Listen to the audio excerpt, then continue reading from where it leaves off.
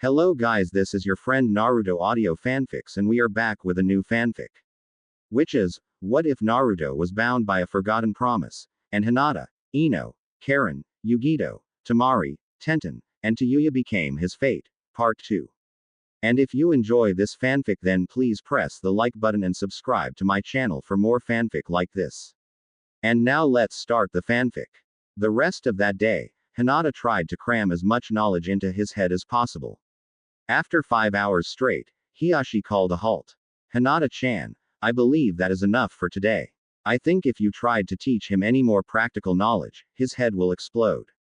Indeed, as she looked at Naruto she could see the strain in his eyes as he tried to assimilate everything she had taught him. Hinata had talked to Naruto about everything she could think of, from table etiquette, to talking properly and clan customs. The impressive thing was Hinata was actually a very well-educated child for her age, and her father was very proud of the way she was starting to pass that knowledge on to Naruto, but she had to learn moderation. Hinata placed a hand to her mouth then hugged Naruto. I'm sorry Naruto-kun. I will slow down next time. Hiyashi smiled as he placed a hand on both of them. Why don't you go take a bath my daughter, get ready for bed. I will speak with your mother about your new responsibilities. Tonight you will be sleeping in Naruto's bedroom because I want you to teach him about sleeping in a bedroom as we discussed earlier. Perhaps with you there, he will be less inclined to create his own bed this time. Hinata nodded before giving Naruto one final squeeze and heading off to her bedroom and the inevitable bath. Naruto looked at Hiyashi and wondered why he was smiling. After a few minutes of watching him he made his thoughts known. Daddy happy. Hiyashi looked back at Naruto a little startled and smiled. Why yes Naruto, I am happy. I have my wife, I have my daughter, and I have you. But most important to me, and here is where Hiyashi reached over and rubbed his head, making him smile. I believe you and Hinata have each other. Do you know what that means? At Naruto's confused look and shake of his head Hiyashi put a hand on his shoulder and guided him back towards the bedrooms. You and Hinata are close now. I can see it in both of your eyes and faces. An amazing occurrence since you only just met and have not had much interaction. I know she will do much to make you happy, I am hoping you will feel the same for her. Naruto thought for a moment, trying to rework the words so his mind would understand, but some of the words were just so far beyond him he couldn't make heads or tails what they were supposed to mean. But he did understand a few things. Hiyashi watched as Naruto tried to concentrate and he realized he had talked right over his head, then found there was an easier way to get the results he wanted. Naruto, you like Hinata don't you? You wouldn't want anyone to hurt her would you? Naruto blinked for a second then shook his head fiercely in the negative. No. No hurt Hinata. Hinata good girl. Friend, no hurt. Hiyashi made shushing sounds to him then lightly pat his head. Not you Naruto. I know you won't hurt Hinata, but someone else might. I need you to protect Hinata, do you understand? Protect. Naruto calmed visibly then nodded slowly. Protect. No hurt, protect Hinata. Hiyashi grinned at Naruto which made him grin back. Very good Naruto. But, call her Hinata-chan, that is what you call a woman you like a lot. You do like Hinata a lot don't you? Naruto thought for a moment, causing a small wisp of smoke to rise from his head then nodded again. Like Hinata. Hinata-chan good girl, protect. Hiyashi felt like a heel, but he pressed just a little more, he had to make sure. Love Naruto. You must love her. Nothing else is acceptable. Naruto's face contorted as he considered the word then blinked as if in pain. Love Hinata daddy. Hiyashi smiled and nodded to Naruto. It was a simple idea. Hiyashi just wanted to put the idea in his head in the hope it would take root and grow on its own. Yes Naruto. I love Hinata, Izumi loves Hinata, and you should love Hinata too. Naruto frowned deeply as he thought on the idea. Love Hinata-chan. He mumbled quietly. After a while he looked at Hiyashi and smiled. Okay. Love Hinata-chan, protect Hinata-chan. Hiyashi grinned back at Naruto, a huge feeling of relief washing over him, but at the time Hiyashi did not realize how fierce or dedicated Naruto's protection of Hinata would be. Oh. Naruto sat quietly staring at the walls of the bedroom. To him, this room was lonelier than the cage he had slept in at the bald man's house. It was unfamiliar, it was clean, and to him it did not smell right. He had long grown accustomed to the smell of his own waste, and old hay, but this room smelled of something like flowers he could not identify, and the bed they wanted him to sleep in was completely uncomfortable to him. He wanted his hay. His bottom lip curled out in a pout as he sighed. More than that, he wanted his Hinata-chan. After his conversation with Hiyashi, he began to see as much of the conversation as he could understand. Hinata needed to be protected, from what he was not sure, but she needed to be protected. But right now he could not protect her, because she was in another room and he was here. Hinata had been there earlier, and after a barrage of whys, she was able to explain to Naruto, mostly, why he couldn't destroy the mattress, or the sheets, or blankets, or poop in the flower vase. Of course, that last part filled her with giggles every time she tried to explain it up until her mother arrived and told her it was time for bed. She was supposed to sleep in the same room with him, but obviously, Izumi vetoed that idea, so Hinata came and kissed him on his cheek. Good night, Naruto-kun. See you in the morning. Naruto watched her walk to the door, a smile on his face. Good night, Hinata-chan. Hinata stopped, then turned slowly to look at him, a slight blush under her eyes. He called me Hinata-chan. Hinata was not sure why, but this filled her with a happiness that made her shiver. Izumi looked as if she would faint, but recovering quickly, she took Hinata by the arm and pulled her out of the room. For a while, the smile stayed on his face as he thought of her. Now though, Naruto made a sound of disgust as he stared at the walls in his room again. Nope, still the same four walls. After a few minutes though, Naruto had a stellar idea. In the history of ideas, this would go down as one of Naruto's finest. Oh. The next few weeks passed with much joy for Naruto and Hinata. Hinata would work very hard with her mother, only asking questions that were necessary for her to understand, then would hurry to teach Naruto what she had learned. Izumi was dead set against this at first, claiming it would deter from Hinata's learning, and would make it harder for her to adjust to becoming a proper wife for when the time arrived. Hiyashi, however, assured Izumi that it was the best course, and would actually help both Hinata and Naruto to grow both as people, and maybe much more. Izumi hated the idea, but once again, she balanced her duty as Hiyashi's wife against what pain it would cause her personally. Hiyashi had always made good decisions for the clan and for them personally, but she felt the time was going to come soon, that she would not defer to him any longer on this subject. So Hinata taught, and Naruto learned.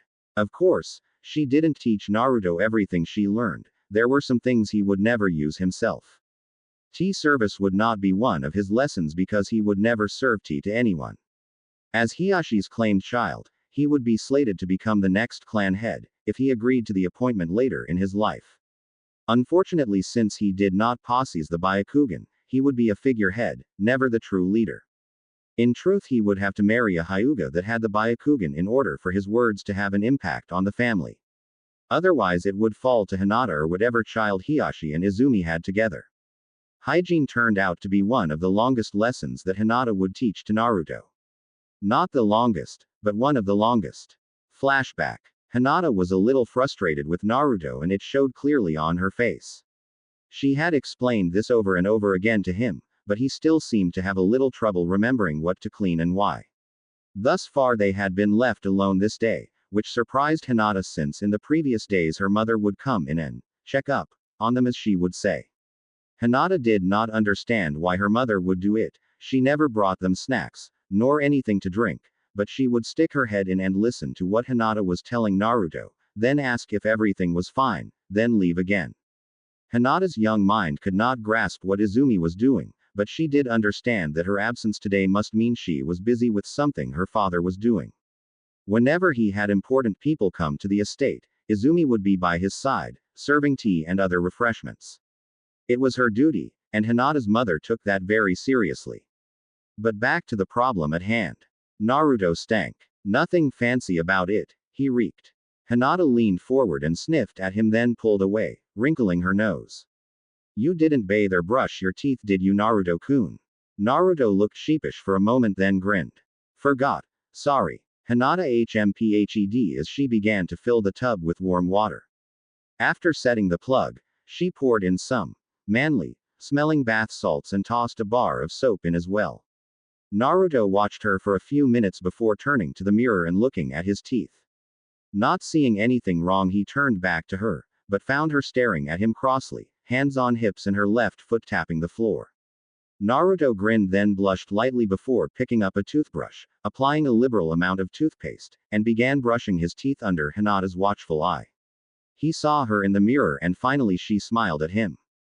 That's it Naruto-kun, up and down, side to side. You have to make sure you do every tooth or else you might get cavities, and they hurt so you don't want them okay. Naruto nodded as he opened his mouth and spit, before resuming his brushing. In truth, he didn't mind bathing or brushing his teeth. But he learned immediately that the more Hinata had to teach him, the longer she would stay with him. This was indeed the fourth time she had to tutor him about his hygiene. Yes, our little Naruto had discovered that even though he was learning, he enjoyed her company. Especially this kind for some reason. Hinata walked over and locked the bathroom door, before turning back to the tub and turning the water off. Testing it with her fingers, she smiled before undoing her robe, and hanging it on the back of the door.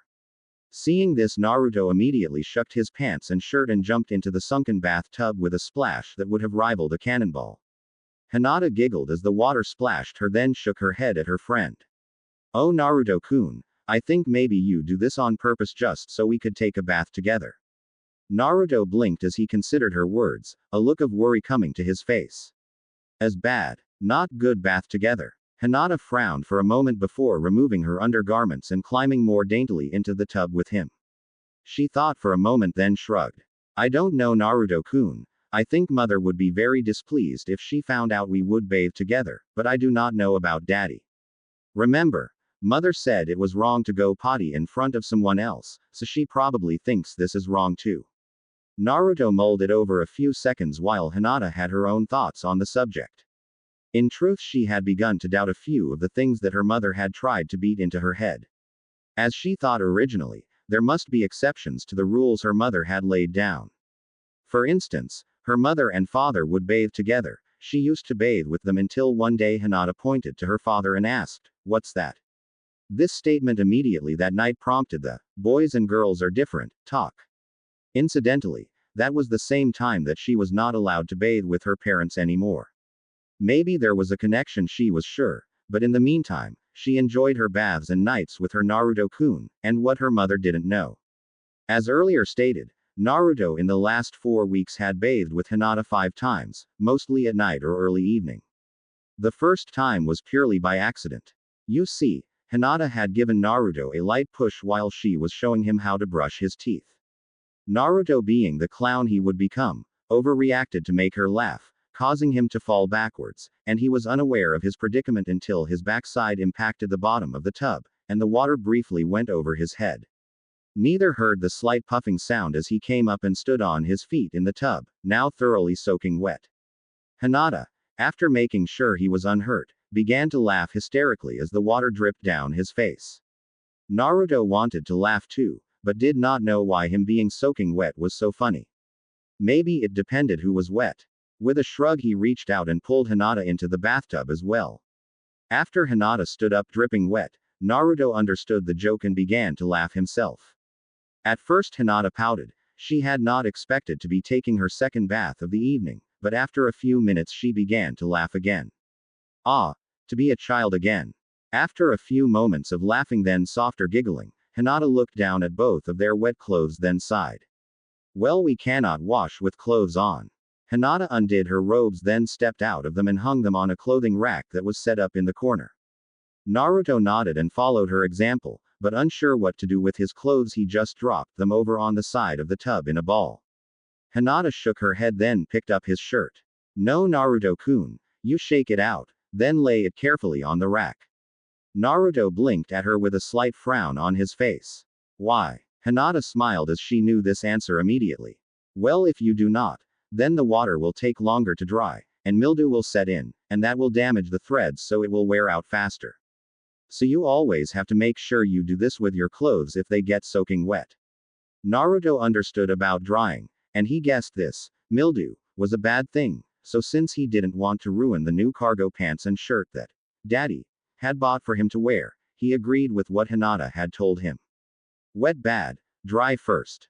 Naruto picked up his pants, then shook them vigorously, shaking out much of the water before standing next to Hinata and hanging the pants on the clothing rack. Hinata clapped her hands cutely then gave Naruto a big smile. Very good Naruto-kun. Naruto didn't know why, but this made him feel very good inside. He couldn't wait to do something else to make her happy. Naruto, with a big grin still on his face, walked over and climbed back into the tub and sat back until the water was just under his chin. Looking to where Hinata stood, he smiled at her. Hinata bath too. Hinata thought about it then shook her head negatively. No Naruto-kun, I took a bath earlier, I do not need another until tomorrow morning. Naruto frowned as he watched her, a sad look coming to his eyes. Okay, he said in a very small voice. Hinata didn't like to see him sad, but she also knew if her mother were to catch them together, she might be very cross, and Hinata didn't want to get paddled. But his blue eyes looking so downtrodden was not what she wanted to see, nor was it an easy thing for her to take. With a sigh she walked over and opened the bathroom door and peeked out. Not seeing anyone in the hall, she closed the door again then locked it, making sure it was completely secure. Once safe in the knowledge that they would not be walked in on, she very carefully removed her t-shirt, then her panties, and laid them on the counter of the sink, before stepping into the tub and sitting next to Naruto. Seeing Hinata sitting next to him, he clapped his hands in a similar manner to what Hinata did earlier, causing Hinata to blush in pleasure as well. Ya Hinata. Bath time. Hinata nodded, then picked up a bar of soap and washcloth, and began instructing him again. That night she showed him how to wash his body, and with what.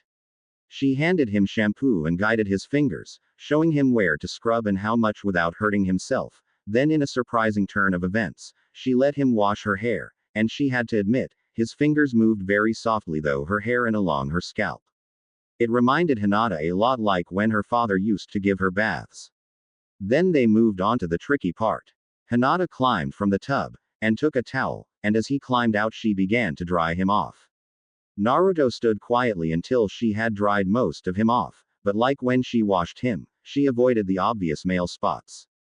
When it was Naruto's turn, he took the towel and dried Hinata off, and like her he avoided the obvious female parts, but only because she had done it to him first. Hinata avoided that, not because she was embarrassed, but because she did not know how to dry him there and did not want to do it too hard. In truth, she did not know how delicate or tough it was since her mother avoided this area of her teaching at all costs it seemed, so she did the safe thing. In truth, she didn't want to hurt Naruto either. After they had bathed, Hinata had left the bathroom just in time. Her mother had come to see what they were doing and Naruto was still in the process of getting dressed. Izumi blinked then closed the door mostly so she would not see him. Where is my daughter Naruto? Naruto frowned but shrugged. Don't know. Get dressed. Which was the truth without telling a lie. Naruto didn't know where Hinata had gone, and she had gotten dressed and left. Izumi did not understand the way Naruto spoke, so to her he was getting dressed and did not know where Hinata was. At this time, Naruto's ignorance was a good thing. As soon as Naruto was finished dressing, Izumi could be heard speaking to someone then footsteps could be heard walking from the bathroom door. Before he could open it though, Hinata opened the door and smiled at him. Ready for bedtime Naruto-kun. Naruto smiled and nodded to her. Which leads us back to the present. So it went again, but this time it was a little different than the last few weeks. Hinata awoke in the middle of the night and felt a strong urge to pee. She supposed she shouldn't have had that last glass of water as she stumbled from her bed to the bathroom. She sat quietly for a few minutes and wondered if Naruto-kun was okay. She wished for a moment she could go back to the cage with him.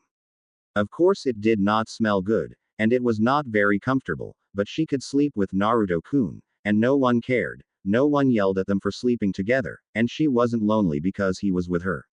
She wondered if she could sneak to his room, just to check to make sure he was okay. Hinata finished her business, then flushed her toilet and was halfway to the door when she noticed something. Turning the light up on her cat night light, she looked at the edge of her bed, and she noticed a foot sticking out from under her bed. She blinked for a second then cautiously knelt down and looked under her bed. To her surprise the first thing she saw was blonde hair. Naruto-kun, she whispered with a start. His eyes opened and he smiled at her sleepily. Flashback.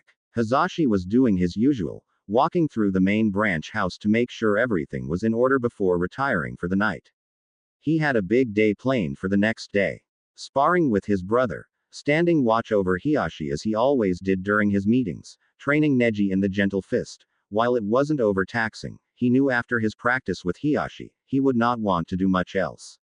He almost chuckled when he tripped over something lying in front of Hinata's door. He caught himself against a wall, then straightened, a little angry that someone had left something lying in the hallway like this, when he saw blue eyes blink at him. Slightly startled, Hisashi crouched down. Naruto, why are you lying here on the floor? You should be in your bed. Naruto blinked again, then shrugged. Protect.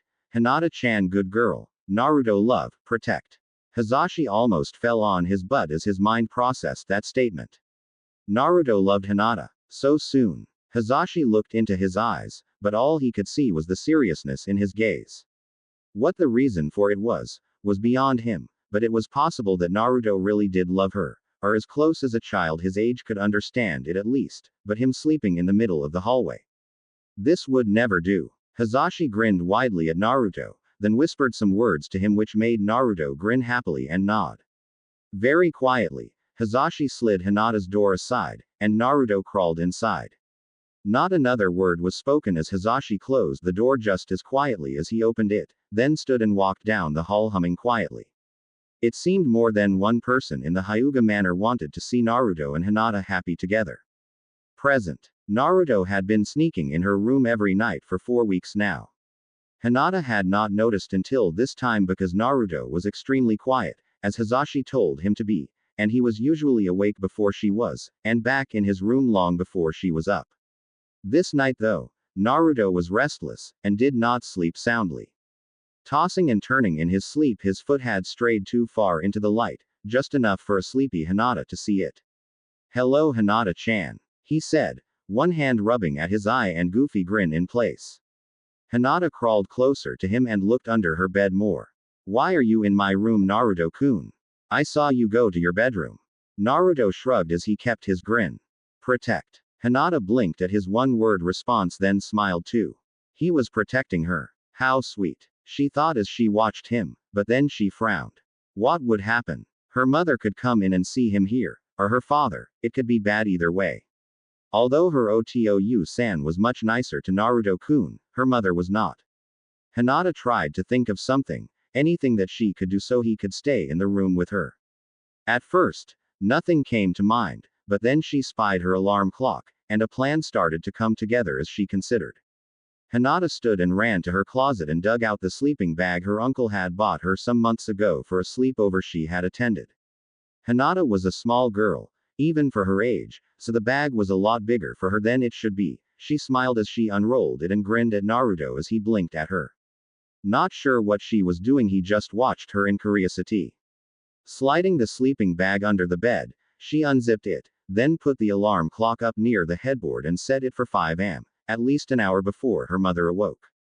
Hinata then slid under the bed with him and climbed inside of the sleeping bag. Naruto knelt there watching her for a few minutes, wondering what she was doing and what he was supposed to do, when she turned and looked at him with a giggle. Well, come on, get in, silly. Naruto frowned until she opened the flap and understanding came to him. Naruto crawled under the bed again and got inside the sleeping bag, and sighed happily as he felt her warmth against him once again. Hinata closed the flap over both of them and they both felt happy again, but after a few minutes they both began to squirm, moving this way and that but not finding that right position. It seemed neither could get comfortable. Hinata looked at Naruto with despair and his face must have held the same emotion, but this time Naruto, dear sweet Naruto, came up with the plan of action. Hinata watched him with a frown until he stood up and took off his t-shirt and shorts, then she clapped her hands and quickly climbed from under the bed, and removed her pajamas and undergarments. After laying them neatly on her bed, she quickly climbed back under with him and they settled down again, and a familiar level of comfort returned to them, and as Hinata zipped the sleeping bag up, Mr. Sandman did his job, and they cuddled against each other. But before sleep finally claimed both of them, Naruto whispered to her. Good night, Hinata-chan. Hinata blushed in pleasure, and held his arm. Good night, Naruto-kun. Oh. Another month passed and Naruto improved greatly. His language skills improved, he began to learn to write, and he now chewed with his mouth closed. Hiyashi was very pleased with his progress and spared no praise, telling both of them how happy he was with their progress. Hinata blushed happily as she rubbed her face against her father's shoulder in a familial hug. "Oh, Daddy," she said happily. Naruto even blushed a little as he bowed formally to his surrogate father. "Thank you, Daddy, but I must get better still, much stronger." Hiyashi already knew the answer, but he smiled in encouragement to him. "Why is that, my son? Why must you be stronger?" Naruto stood straighter and with no small amount of pride in his voice he said so that all could hear. Jiraiya, Hizashi, Hiyashi, and especially Hinata heard the strength and conviction in him. "Because I protect my love, I protect Hinata-chan." Hinata gasped as her head jerked around to look at Naruto, who still stood with pride evident on his face. She never got the chance to respond though. "Iee." Izumi stormed into the room, fury and shock written on every inch of her face. Obviously she heard his statement too. "I cannot. I will not have this. He is not fit to be with my daughter." Hiyashi frowned deeply at Izumi as he gently sat Hinata on the chair he had occupied. "Izumi-chan, this is neither the time nor place to discuss things in this manner." Izumi, temper long gone, barreled on as if Hiyashi had not said a word. "I have endured much in the name of our honor and the promise you made to Minato-san, but this is too much even for me. I love you, my husband, and I would grant the world to you, but even for the promise you made to him, I will not allow this." Izumi pointed a finger at Naruto like she was pointing a kunai at him. "He will not sully my daughter, he will never be her husband." Hiyashi stood impassively for a moment before he spoke quieter to his wife. "Izumi-chan, I tell you again, this is not the place." Izumi's eyes flashed as she shouted at Hiyashi. "No, I will obey you in anything, but not this. That thing will not share hearts with my child, I forbid it." Hinata sat shocked as she looked from Naruto, her father who had sorrow in his eyes, and Naruto who was not sure what was going on, but knew sorrow because Izumi seemed angry at him, again. Hizashi cleared his throat then bowed to his brother as did Jiraiya. Jiraiya without a word turned and left the room, while Hizashi shook his head before whispering. "Izumi, you forget yourself, and you dishonor everyone present." Izumi meant to say something, but saw the look of horror on her daughter's face, and then she saw the look of shame on her husband's as two servants with heads bowed low, walked backwards until they cleared the threshold, and closed the doors with a quiet click. In her anger she had not noticed the two servants kneeling on the floor cleaning around the room. It was too late now to avoid a scandal. Izumi, hand still in front of her mouth, mumbled. I did not know they were present." Hizashi raised his head again but did not look at Izumi. But the look on Hiyashi's face and his slight nod said all that needed to be said. Hizashi's jaw firmed as his lips pressed into a thin line, and his voice was hard and concise. "You have embarrassed yourself and your husband in the eyes of the household. Being the bearer of the family honor, it is my sad duty to inform you that you must atone for this action. Because you are married to the most generous man in the Hyuga clan, your life is not forfeit, but you have much to do before you can claim to be his supreme lady again." Izumi slowly knelt, then pressed her head and palms to the floor. "Whatever my lord wishes so that I may find atonement in his eyes," she whispered as she knelt there at his feet. Hiyashi looked at his brother, sadness in his eyes. He knew what he had to do, and hated every minute of it. "Strap." His voice was a harsh croak as his brother nodded once.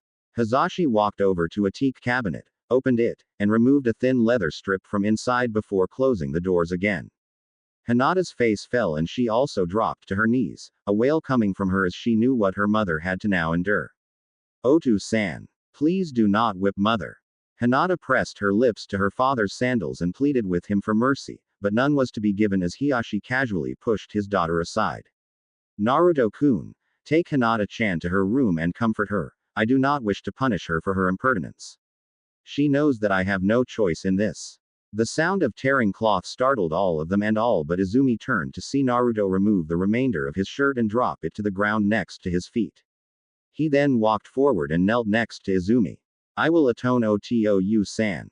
Hizashi blinked in shock, while Hiyashi did the best he could to hide the shock, but also the pride he suddenly felt in his adopted son. "You are aware what you ask for, my son. You do know the punishment you receive will be harsh in atonement for the embarrassment she has caused the family in accordance to clan law." In response, Naruto stared straight ahead, but with one hand reached down, and raised Izumi by her arm to a kneeling position again. When she knelt there looking at Naruto incredulously, she whispered to him. Why? Naruto broke position long enough to look at Izumi coldly. To protect her that I love. Hinata choked back a sob as tears ran down her face. Naruto slowly turned away from Izumi again, then lowered his head to the mat and pressed his palms flat on the floor. Hiashi grunted once, and Hizashi frowned at Izumi. Take Hinata from here and comfort her. But do not forget the sacrifice he has made. Izumi nodded as she stood, but went over and helped Hinata to her feet, but Hinata pulled away from her and grabbed Naruto's shirt from the floor, clutching it to her chest before kneeling beside him. Hizashi was about to step forward and move her, but Hiashi stopped him with an upraised hand. Hinata leaned closer to Naruto's ear and whispered just loud enough for everyone to hear her. I love you too, Naruto-kun. Naruto smiled as he slowly closed his eyes, forehead pressed against the mat still as Izumi pulled Hinata away. As the doors closed in front of Hinata, she saw the first strike of the strap fall, and pulled away from her mother, crying as she ran to Naruto's room, and threw herself on his bed, letting the sorrow of her mother's shame, and her love's sacrifice pour from her. Oh, Hiashi, a man of his word, punished Naruto as he would have Izumi. Naruto, to his credit, did not cry out until after the 8th strike. The tears stained the training mat beneath him, but he held on because he knew he was doing this to spare Hinata, knowing her mother had shamed the family. He still did not understand fully the code of honor, but Hinata and Jiraiya had told him enough so that he knew he could do this, and for Hinata he would do anything. Again, to his credit, Naruto did not pass out until after the 15th strike. When they woke him up to finish the atonement, Hiashi was in tears by the 20th strike, when Naruto passed out again. In truth, the strap was the least of the punishment devices that could have been used.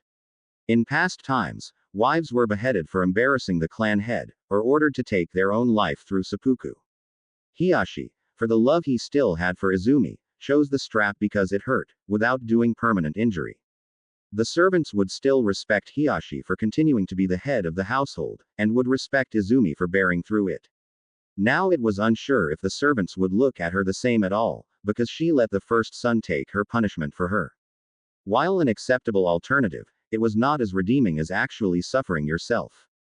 Hizashi returned the strap to the teak cabinet, and knelt down to pick up Naruto, but Hiashi stopped him. I am not so much the Hyuga Lord that I will not carry my son. Though he is only 5, he has proven to me this day that he is and will be a man. Thank you, my brother, but this is something I must do, because it shames me that my wife hates my son enough that she would let him suffer for her. Hizashi nodded as he ground his teeth together.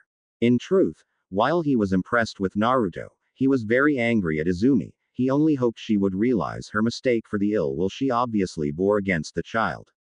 Hiashi scooped up Naruto in his arms and carried him to the doors of the dojo, where a servant opened then closed them for him.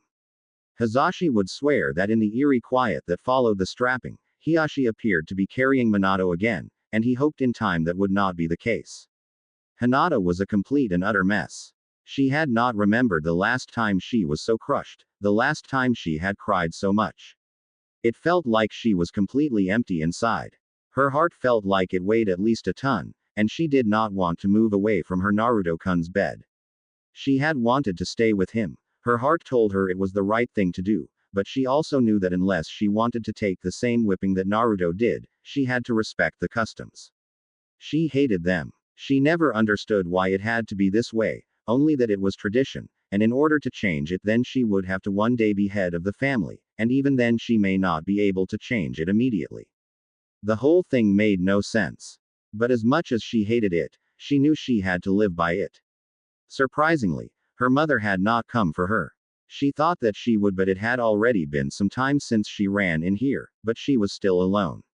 It hurt so much as she imagined his cries of pain, and those cries that she did not hear, sapped all of the strength from her. Every muscle in her body felt like it would never move again of its own power, like every ounce of energy had been removed from her, and she would never be more than she was now, a grief-stricken statue. She still remembered the strap as it fell on Naruto's back before the door closed, and she ran to his room. She didn't want to hear him cry out, she didn't want to see him scream. She knew it would shame him if she had stayed, and she would rather walk barefoot across glass than shame him. What he did was extremely brave, and according to clan tradition brought him much face in anyone's eyes that knew about it. But he did it for love, love for her. She was oh so very proud of him, but at the same time it hurt her more than she could describe.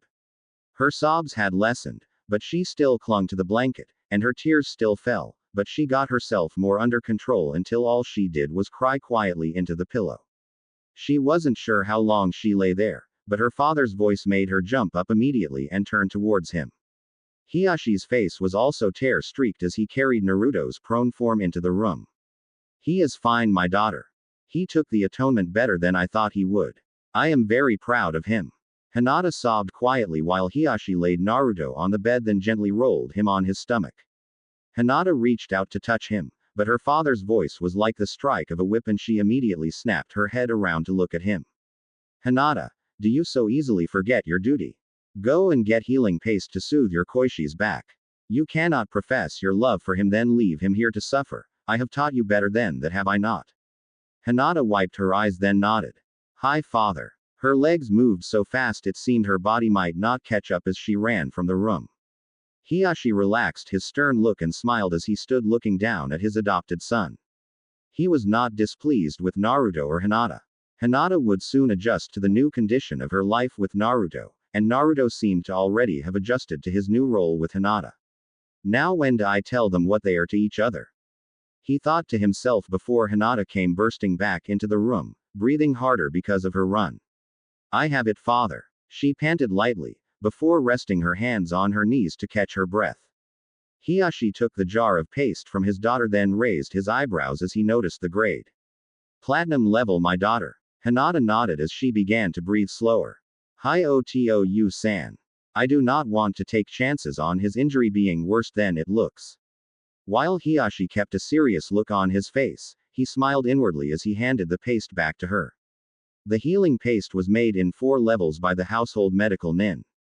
Copper for the least of injuries, silver for more moderate injuries including minor burns and cuts, gold for more serious injuries including open wounds to prevent infection and promote rapid healing, and platinum, which in some cases was known to almost triple a person's rate of recovery.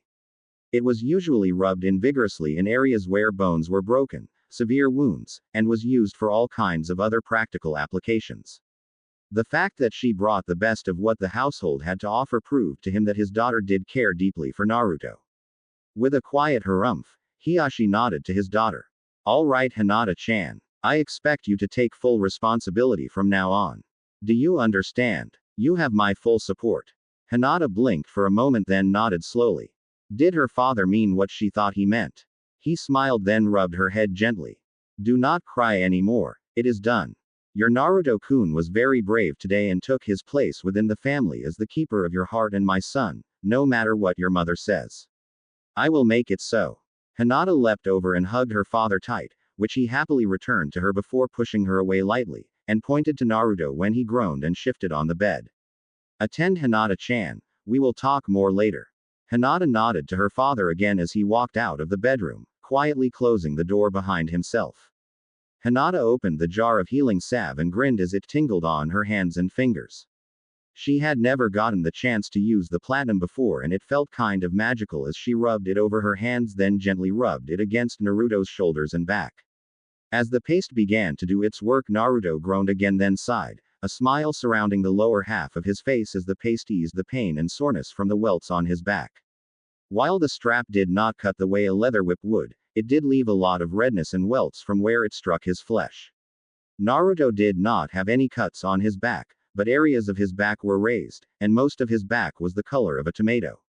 She almost cried again from the way it looked and how it must feel, but she shook her head, and smeared more paste on his back and kept rubbing, applying pressure in certain areas so that she could ease his muscles and he would relax and sleep deeply. She knew it was important for him to sleep completely or he would not be rested enough for his body to heal properly. While Hinata had learned much, there was still so much more she wanted to learn, especially about medicine and healing. While the gentle fist was excellent for combat, it was even better for healing. Most did not care about being able to ease pain, but Hinata was one of the rare few that knew that she wanted to do more than just close chakra points. She had aspirations to be like the great Sannin Tsunade. It was said there wasn't anything she couldn't do with her healing jutsus, and at the same time she was a powerful warrior. How much better would Hinata be if she could become like her? In truth, she had imagined herself a few times healing with one hand and crushing her foes with the other, and at the same time still being a wife, and a mother. Of course, she did not know how much of a workload she was going to shoulder with all of that responsibility, but it made her happy to imagine. Hinata's musings were broken when Naruto squirmed a little then giggled. Stop. Tickles. He mumbled and Hinata giggled too as she realized her hands were massaging his sides. With a little poke causing him to squirm and giggle again, she leaned over and looked into his open eyes. Are you alright, Naruto-kun? Naruto nodded at her as he smiled. I'm much better, Hinata-chan, thank you. It does not hurt so much, and your fingers made it feel better. Hinata blushed in pleasure before leaning down and hugging him. It is my honor and pleasure, Naruto-kun. She rested her head between his shoulder blades and sighed quietly, just happy that he was okay. She still felt bad for the beating he took, but the pain from that was slowly going away. Will you be okay for our bath? Naruto nodded as he took her hand and held it. Yes, and for us to sleep together too. Hinata smiled as she flushed in happiness and squeezed his hand in return. They lay like that for a long time, not a care in the world at this point. Oh, the Lord of the Hyuga was not a happy camper, however. Hiashi walked back and forth in front of their bed platform, trying very hard not to be as angry as he felt, and to give his wife a chance, not wanting to believe that she would hate a child so much that she would hurt him rather than see the good in him. Do you not understand what you have done? Are you so blind in your hatred that you do not see the pain you have caused both of them? Azumi's head was down, but she didn't seem to show any remorse or sadness as she responded. I did what I thought was proper, what I thought was right. I did not intend to shame you in front of the servants, but I stand by what I said. It would be a crime against nature to let him and Hinata be one. Hiashi turned and glared daggers at her, hands clenching into fists as the urge to strike her from the sleeping platform warred within him against his need to love and protect his wife, but right now his wife was being irrational. Why? Why would you deny Naruto life, and your own daughter happiness? Izumi looked up at Hiashi as if he had lost his sanity. You are serious, my husband.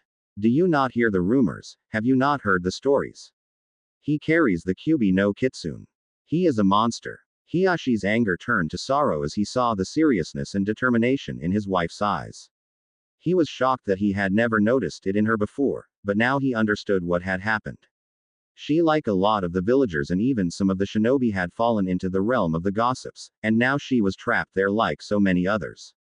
Truth would not rescue her, even if it walked right up to her and tried to release her from the madness that was crawling within her mind. Hiashi only had two choices, and he did not like either of them.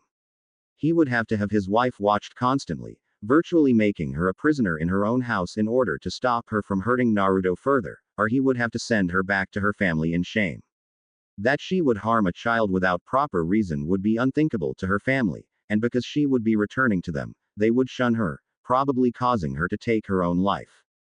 In this manner she and Naruto would never interact again, but her life, and probably Hiashi's, would be over. Hiashi was not happy. Naruto deserved a chance to live and have a life, and since the agreement with the Yondaime, Hiashi knew that while he loved his wife, he would not betray his promise. He could not because it is what made him trustworthy in the eyes of the clan. On the reverse side, Izumi was his wife and he promised to protect and love her forever, but she would not be reasonable. Nothing about this would be easy. As he was about to pass his judgment, an idea occurred to him, and this made him smile as he considered what it would mean. Izumi watched her husband smile, and it made her worry. She had only seen him smile once before like this, and that was when a ruffian had threatened her. She believed he was still taking his meals through a straw. Izumi-chan, you leave me little choice, so with a heavy heart I make this decision. Izumi bowed her head, arms spread to either side. I await your decision, my lord. Hiashi heard the slight insult in her voice, so nodded to himself at his decision.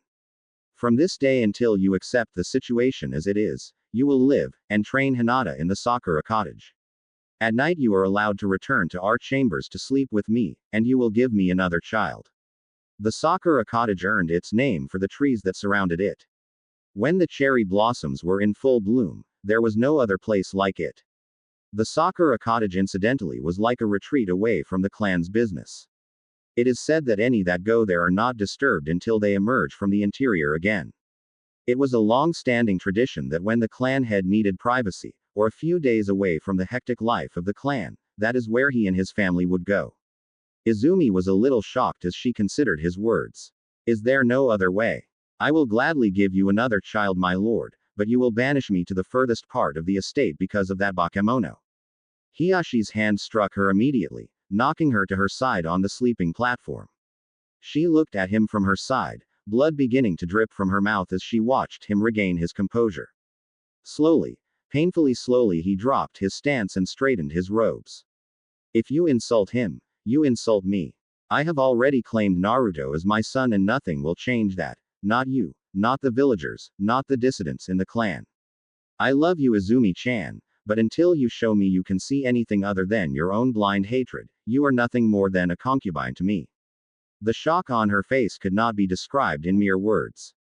It was complete. She could not believe the words that had come from her husband's mouth, but the commanding look on his face said it all. He would not bend on this, and if she waited to see if he would waver or fracture in his resolve, she already knew enough about him that she understood she would be the first to break. With a nod, Izumi stood and walked over to Hiyashi, and knelt in front of him. Reverently she undid his robes and removed them from his body and set them in their place near the bed. Before she continued, she looked up at Hiyashi, her anger gone, only a feeling of sorrow in her, sorrow for the future. Will you love me again someday, Hiyashi-kun? Hiyashi tried not to glare down at her imperiously, but at this moment he was deeply disappointed with the woman who was once again kneeling before him. I decree as the lord of the Hyuga, I will love you again, when you love Naruto as you do Hinata. Izumi blinked as the hopelessness of the situation set in and she nodded. Then after I conceive a child for you, I beg you to let me restore my honor. Hiyashi blinked and fought the urge to cry as he clenched his teeth tightly. You would commit seppuku rather than understand the child you wronged. Izumi bowed her head then nodded. I do not think I can ever accept him, and I do not want our legitimate children to know the depths of my shame. Hiyashi grunted, but then nodded quickly. I will not reveal to them why, or even how you died if that is what you truly wish. Izumi looked at her hands then slowly nodded. It is as I wish. Hiyashi nodded. It is done. There really was nothing more that could or should be said. Izumi removed her kimono and undergarments, then lay back on the bed, awaiting her lord's attention. They were no longer husband and wife in heart, only words. Oh, weeks passed, as time usually does. Hinata's birthday had come and gone, and Naruto's was quickly approaching. He would be 6, but he was not happy. The household had changed, and he and Hinata both knew it. Izumi and Hinata would train some days in the Sakura cottage, and then Hinata would come back and spend the rest of the day with Naruto, teaching what she had learned, or what he was lacking in. But the household had gotten quiet. Naruto and Hinata were more at ease, and they did not have to sneak off to take a bath together anymore, or sleep under her bed together anymore, but some of the excitement had left when Izumi stopped running around to check on them. When they had asked Hiyashi why Izumi was now training Hinata in the Sakura cottage rather than the main house, they were told it was for reasons that could not be explained, but it was all for the best. Even Izumi was tight-lipped on the details and had told Hinata that it was not her concern. When Hinata tried to wheedle the information from her mother, she was promptly paddled, which prompted her to not ask again. Flashback.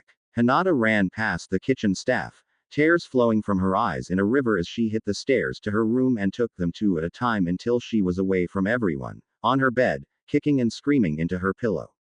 One of the servants who were known to be very caring towards Naruto and Hinata both wiped her hands and went immediately to the dojo. Inside, Neji and Naruto were sparring under the watchful eyes of both Hisashi and Hiyashi.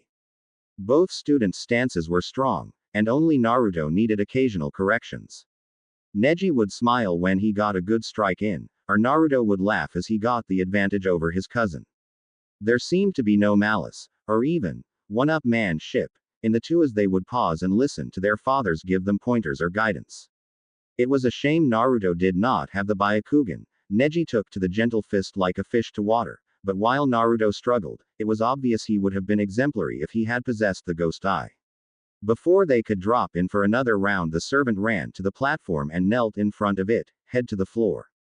Lord Hiashi, forgive this worthless servant for interrupting your training session with honorable son Naruto-san. Naruto blushed, but Neji's playful push made him smile. In all honesty, Naruto still had not gotten over the way the staff treated him now. While they were polite before, once he showed he had accepted the clan ways and took the beating meant for Izumi, everyone practically began gushing over him. A part of him hated the attention, honorable son this, and honorable son that. But he had to admit it was nice to be respected. Ama, none of that now. Hiashi spoke as he folded his hands within his robes. What is on your mind? The servant Ama rose to her feet and bowed at the waist to Naruto. Lady Hinata has fled to her room in tears. I fear her mother has upset her in some way. Hiashi smiled and nodded to the servant. Thank you, Ama. Naruto, our lesson is done for today. Go tend to Hinata and remind her that her lesson is tomorrow. Naruto bowed to first Neji, who bowed in return, then Hisashi, who also returned the bow, then finally to Hiashi, who also returned it. Thank you, father. Hiashi flushed in pleasure as he watched Naruto turn, step off the platform, bow to it respectfully, before following Ama out of the dojo. Hisashi walked over to Hiashi and clapped him on the shoulder. He is coming along nicely. Perhaps we can begin showing him some of the lesser forms of the gentle fist soon. Hiashi nodded as he stood thoughtfully. I had been considering that also. He will never be Neji's equal without the Byakugan in the gentle fist, but he will be formidable. Neji smirked as he continued his kata. Neither he nor Hinata will ever be my equal. Hisashi frowned as he looked at his offspring. My son, I do not remember asking your opinion. I was talking to my brother, but now that I think about it, you do lack something in your training that I know I did not teach you, but I will rectify that now. Humility. 50 squat thrusts should instill my point, I think. Neji groaned and almost protested until he saw the quirked eyebrow that his father wore. At that point Neji bowed himself off of the platform and began his exercise, grumbling the whole time about the unfairness of life. Naruto followed Ama out towards the kitchen, nodding to other servants as they greeted him until she arrived at a cabinet. Opening it, she handed him a jar of healing paste, silver label. At his questioning look, Ama shooed him towards the stairs to Hinata's room. You will understand when you get there, Naruto-san. Ama smiled at him and he nodded as he walked towards and up the steps. About 5 steps from the landing he heard her, and knew it must have been something bad. She was bawling loud enough that he could hear her through the closed door. He wanted to rush in, to make sure she was fine, but Naruto had learned a lot from Hinata, and one of the most important things, politeness. Naruto raised his hand and knocked lightly, but Hinata did not answer, so he knocked again, a little louder. Her response was not expected. Go away, she sobbed. He blinked as he thought about her answer. Her feelings must be really hurt and he hated to see her hurt or crying, so he knocked again. Hina-chan, it's me, Naruto. Naruto didn't hear her anymore, and he thought she wasn't going to answer him, but then the door opened and she threw her arms around his neck and cried unashamed against his shoulder as she clutched him. Naruto was caught off guard, but immediately wrapped his arms around her and pushed a foot back against the wall behind him to stop them both from falling, before straightening and walking with her into her room and closing the door. Hinata couldn't talk because she was crying so hard, but Naruto knew she just needed to be held until she was done, so he tried to control his emotions and not cry as well as he held her. It took a while, but she finally calmed until she was just hiccuping occasionally, but still held tight to him. Naruto, not sure what to do, picked her up bridal style and carried her with a little difficulty to the bed. He lowered her slowly to the bed, but when her bottom touched it, all hell broke loose. For starters, Hinata screamed bloody murder. Oh! Her shoulders and feet dug into the bed as her back arched, moving her bottom as far from the mattress as possible. Naruto blinked, then understood immediately as he turned her over. As soon as she was on her stomach, as he asked her, "Did Mother Izumi spank you?" Hinata could only nod as the tears streamed anew from her eyes. Her hands clenched and beat her pillow, so the only thing he could think was Izumi must have really let her have it. Now he understood why Ama gave him the healing paste. Carefully, Naruto rolled up the back of her dress until it was above her backside and blinked in shock. Naruto could see little blood trails along her backside through her panties, and she had stripe marks across the back of her upper thighs as well. Naruto gulped his anger and shock down, then carefully began to pull her panties off her hips to survey the damage. Hinata, so numb in the pain and sorrow, did not even try to help him, so he tried to be as careful as possible. At about the same time, Hinata's bedroom door flew open and one of the house guards stood there, eyes bulging from their sockets. Naruto blinked at the guard and the guard immediately regained his composure. "What are you doing to the lady, Hinata?" Naruto frowned before he pulled her skirt back down, causing her to whimper again as the material made contact with her wounds. "Did your parents never teach you to knock?" Naruto asked with a frown directed at the guard. The guard frowned as those words, calmly delivered, slapped him hard on the brain. Apologies, honorable son, but I heard the lady Hinata scream and..." The man was now at a loss for words as Naruto straightened and Hinata, completely oblivious to everything except the pain on her bottom, lay there crying and whimpering. "Stand outside the door and let no one else in. I am attending to her wounds." The man frowned for a second then nodded. "Hi." Turning around, he stepped out into the hallway and closed the door behind him. Naruto grumbled to himself before turning back to Hinata. Gently he rolled up her skirt again, then peeled her panties carefully down to mid-thigh and grimaced at the damage. It looked as if a switch was liberally applied to Hinata's bare bottom and legs. There was no damage to the seat of the panties, so Izumi must have pulled them down first. Naruto felt himself get angry again, but instead of losing his temper, he put aside the silver ointment, and took the remainder of the platinum ointment that Hinata used on his back off of her dresser, then carefully applied it to her bottom, rubbing carefully and softly as he made quiet shushing sounds to her. As the paste first made contact, she hissed loudly and almost squirmed away from him, but as the paste took effect almost immediately, she sighed and settled onto the mattress of her bed, all the strength leaving her limbs. Naruto looked at her face and couldn't help grinning at her happy face. He remembered well the pain he was in until Hinata used the paste on his back. That was good stuff. Naruto continued to gently rub the paste in and could see the minor cuts closing, and the welts retreating, restoring the cuteness to her bottom, just as loud voices outside the door made him look up. The door slid open almost violently and in stepped Lord Hiashi, and his brother Hizashi, and both stopped in their tracks as Naruto continued to massage healing balm on Hinata's bottom. Hiyashi's face was livid at first, and Hizashi, even though he was smirking, had a hand on his brother's shoulder trying to calm him. The guard shrugged sheepishly at Naruto then mumbled to Hiashi, "I told you not to go in." Hiashi turned and looked at the man before shoving him outside the room. "This is a family matter. Out." Hiashi closed the door then looked at his adopted son, trying to maintain his fraying temper. "Naruto, what are you doing to my daughter's backside?" Naruto looked at his hand gently rubbing Hinata's bottom then looked at his father. "Helping it." Hizashi guffawed like a fool before falling against the wall. Hiashi frowned at his brother before looking at Naruto again. "Why are you helping it?" Naruto looked at Hinata's bottom again before smiling at her smiling face again then looking at his father delivered the simplest answer he could. "Because it was hurt." Hizashi slid to the floor and brayed like a donkey, he was laughing so hard. Hiashi grumbled in disgust at his brother before kicking him lightly against his butt. "Shut up." After a few seconds, Hiashi regained his professional demeanor and asked again. "My son, please tell me what happened that you are massaging Hinata-chan's bottom."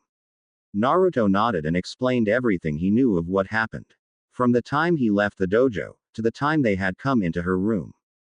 Hiashi came over and gave a cursory inspection of Hinata's bloodstained panties and nodded. "I must speak with Izumi, and after I would like to speak with you and Hinata-chan about certain things." As he turned to the door, Naruto's hand on his father's sleeve stopped him. "Oto-san, please don't. Let me speak to her."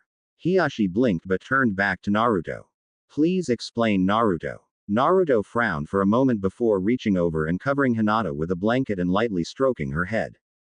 Hinata sighed quietly, but said nothing as Naruto looked at Hiashi again. "I know what's going on, father. I know Izumi hates me. If you talk to her, she will get madder, but she won't change. If I talk to her, maybe she will not be angry at me anymore, and she will forgive me for what I did." Hiashi thought for a moment, not wanting to crush his son's hope of peace in the household. He weighed the reaction of Izumi, against his desire to want to keep the separated, then made a decision and after a few seconds he nodded. All right, my son, but I want Hazashi to go with you. Izumi is not being reasonable right now, and she may not want to listen. If Hazashi is with you, perhaps she will listen. Or at the least not try to harm you. He thought. Naruto nodded before leaning down and kissing Hinata's forehead. Present. Now Naruto stood at the door to the Sakura cottage and wondered as he knocked if this was the right decision to make. The door opened and her face went from surprise to barely concealed anger. The last person she expected to see was the creature that had caused so much havoc and pain in her life. With a growl she snapped at Naruto. What do you want? Naruto bowed at the waist to her and replied in a friendly manner. Mother Izumi. Was as far as he got as her hand came up then flashed in a downward stroke to knock the words from his mouth. Never did she want to hear him call her that. Naruto did not flinch, but Izumi did as Hazashi caught her hand by the wrist and held it inches from striking Naruto. With a bored expression he shook his head at her. Izumi-sama, while you are still the Lady Hyuga, I am still the keeper of the family honor and I am here to make sure the peace is maintained. After the way you punished Hinata, my brother would be most displeased if I let you do the same to Naruto. Izumi snatched her hand back with a frown, but gave a slight bow to Hazashi. What may I do for you, Hazashi-sama? I was not expecting guests today. Hazashi accepted her changed demeanor with a slight return bow to her. To begin, I am here in an official capacity. You are to be supervised whenever Hinata comes for her lessons now so as we do not have a repeat of earlier this morning. You do have the right to discipline her as she is your daughter, but the Lord Hyuga has forbid you from using anything other than your hand. Izumi frowned but then nodded slowly. I see. It will be as it has been ordered. Is that all? Hazashi frowned himself before he continued in the same tone of voice. No. Naruto-kun is here to speak with you. He feels it is necessary and will not take no for an answer, so unless you want us to hover around you until you deem it proper for us to speak, I will suggest you provide us with your gracious hospitality so that he may tell you what is on his mind. Izumi blinked as she looked from Hazashi to Naruto. The boy just stood there still in the same position as earlier, stupid mask and all. They still had not found a safe way to remove it, and since no one was familiar with the technology, Jiraiya had sent word to someone he knew to come take a look at it. He had not arrived yet so he must live far from Konoha, but Naruto had worn it for so long he didn't really think about it anymore. Izumi noticed how crisp and clean he looked despite the mask, as if he made a special effort to look good for this. Slowly Izumi nodded her head, she would let the demon speak his mind. Fine, she said and with a casual gesture she opened the door and bowed as she backed away from the opening. Won't you both please come in? Naruto wouldn't budge at first as he felt like a fly being invited to hop into the middle of a web, but a from Hazashi convinced him to step forward into the cottage. Hazashi chuckled lightly before he stepped in and closed the door behind them. Izumi gestured to a meeting table with pillows around it and smiled a most gracious smile. Please, won't you have a seat? As Naruto nodded he walked over and waited for Izumi to pull a tea service closer, and once she sat he sat as well. Hazashi stood a little away from the two, but kept alert in case he had to intervene. Izumi placed a cup before herself and Naruto then raised the teapot into the air between them. Would you care for some tea, Naruto? Naruto thought for a second then nodded. Yes please. As Izumi poured the tea Naruto wondered at her grace and beauty. She seemed to move in one fluid-like motion, and everything she did had a purpose as she poured him tea then rested the pot back on its holder. With a slight flourish she picked up her teacup and an overly sweet smile raised it to him. To your health. Naruto nodded quietly as he accepted her toast and drank some of the contents before placing the cup on the table again. Izumi looked at the boy, and tried not to make a face of distaste when she spoke. What is it you wanted to speak with me about? Naruto took a deep breath and fidgeted a little before he raised his eyes to Izumi. I'm sorry. Izumi blinked before she leaned forward slightly. Pardon me. Naruto raised his voice and looked bravely into her eyes. I said I am sorry. I don't know what I did, but I will do anything to fix it. Even if you want to beat me, you can. I don't want a beating, he said with a slight sniffle, but I don't want you to be mad at me anymore.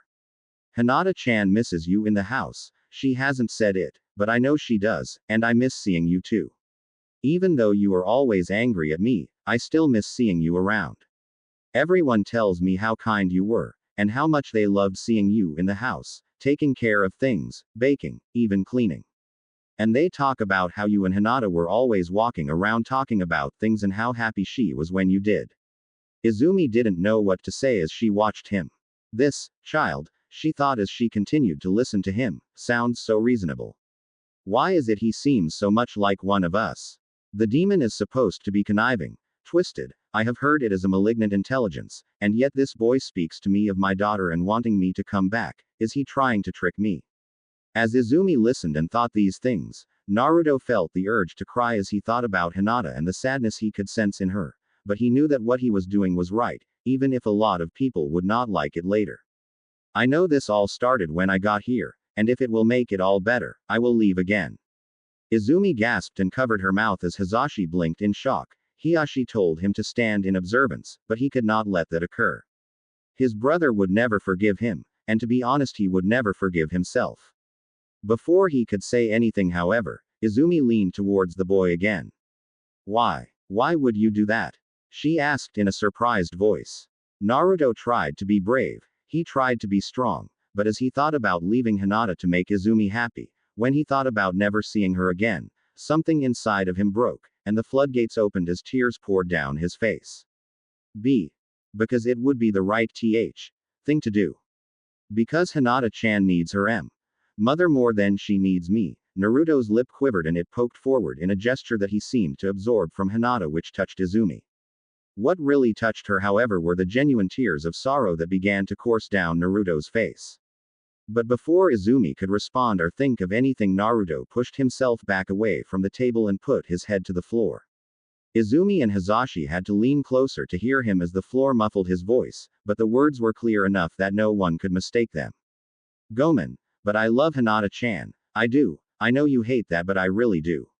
I do not want her to be hurt. I do not want her to be sad, and if me leaving will make it possible that you will not be angry at her anymore, that you can love her again, then I will go.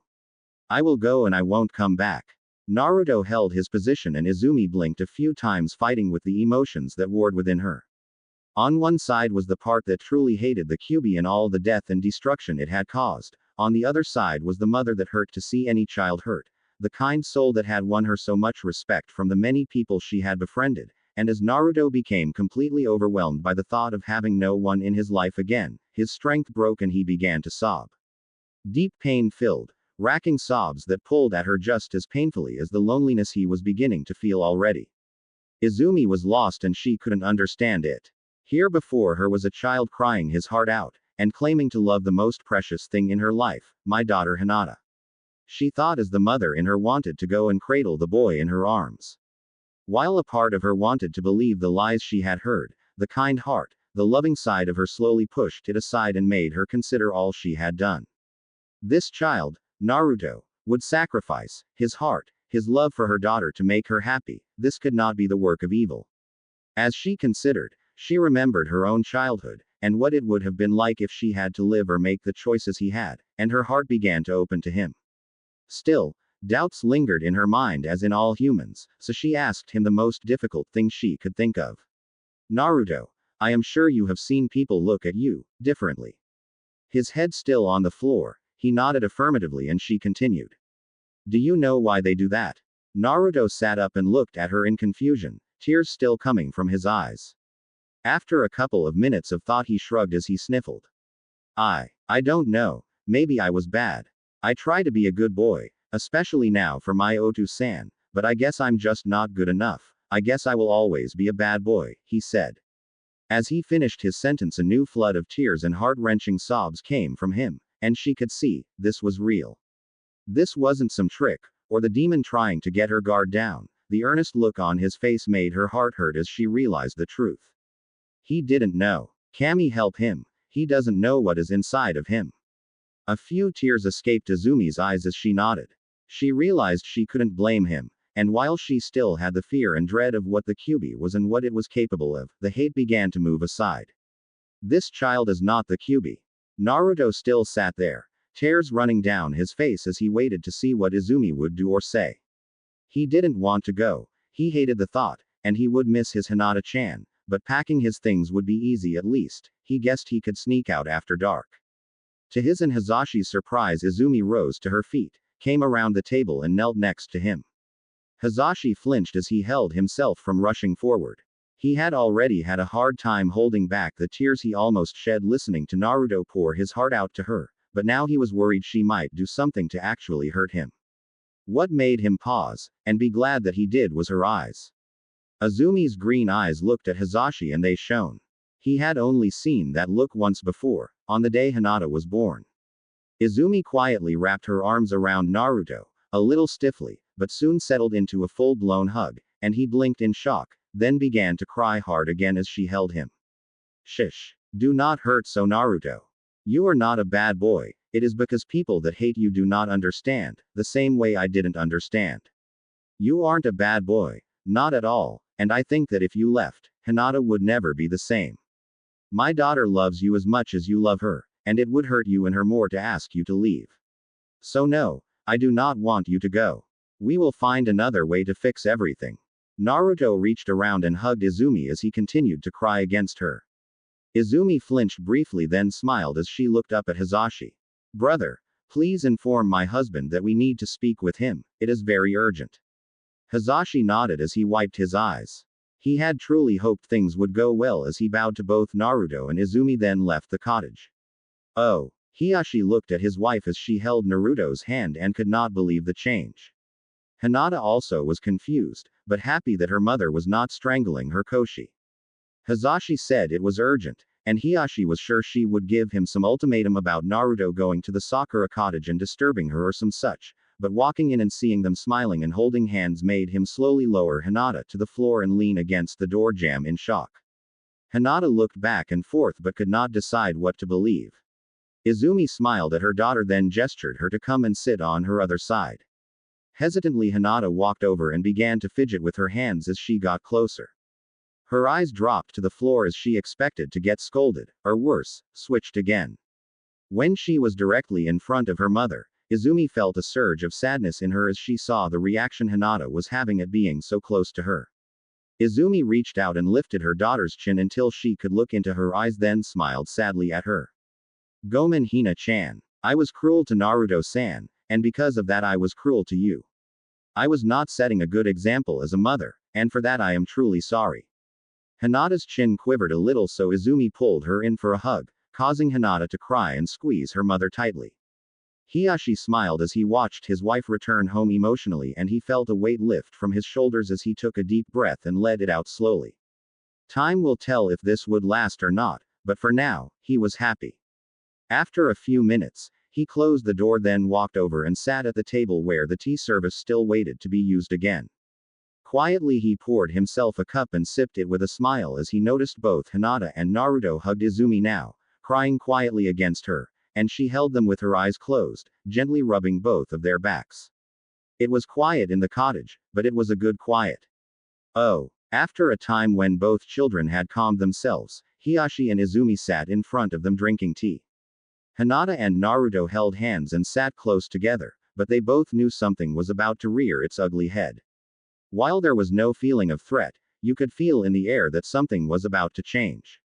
Hiyashi placed his cup down, and Izumi followed suit as Hiyashi looked at the children. My son, would you explain to Izumi-chan what I saw you doing this morning after our practice session?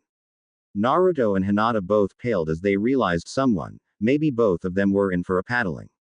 Hinata's eyes pleaded with Naruto and he knew instinctively what he had to do. Naruto, exhibiting his sneakiness early in life, tried to avoid the subject. Well, I told you that I wanted to talk to Izumi-chan about me and... Hiyashi shook his head as he interrupted him. No, my son, before that. Naruto looked to be thinking and tried again as Hinata squeezed his hand.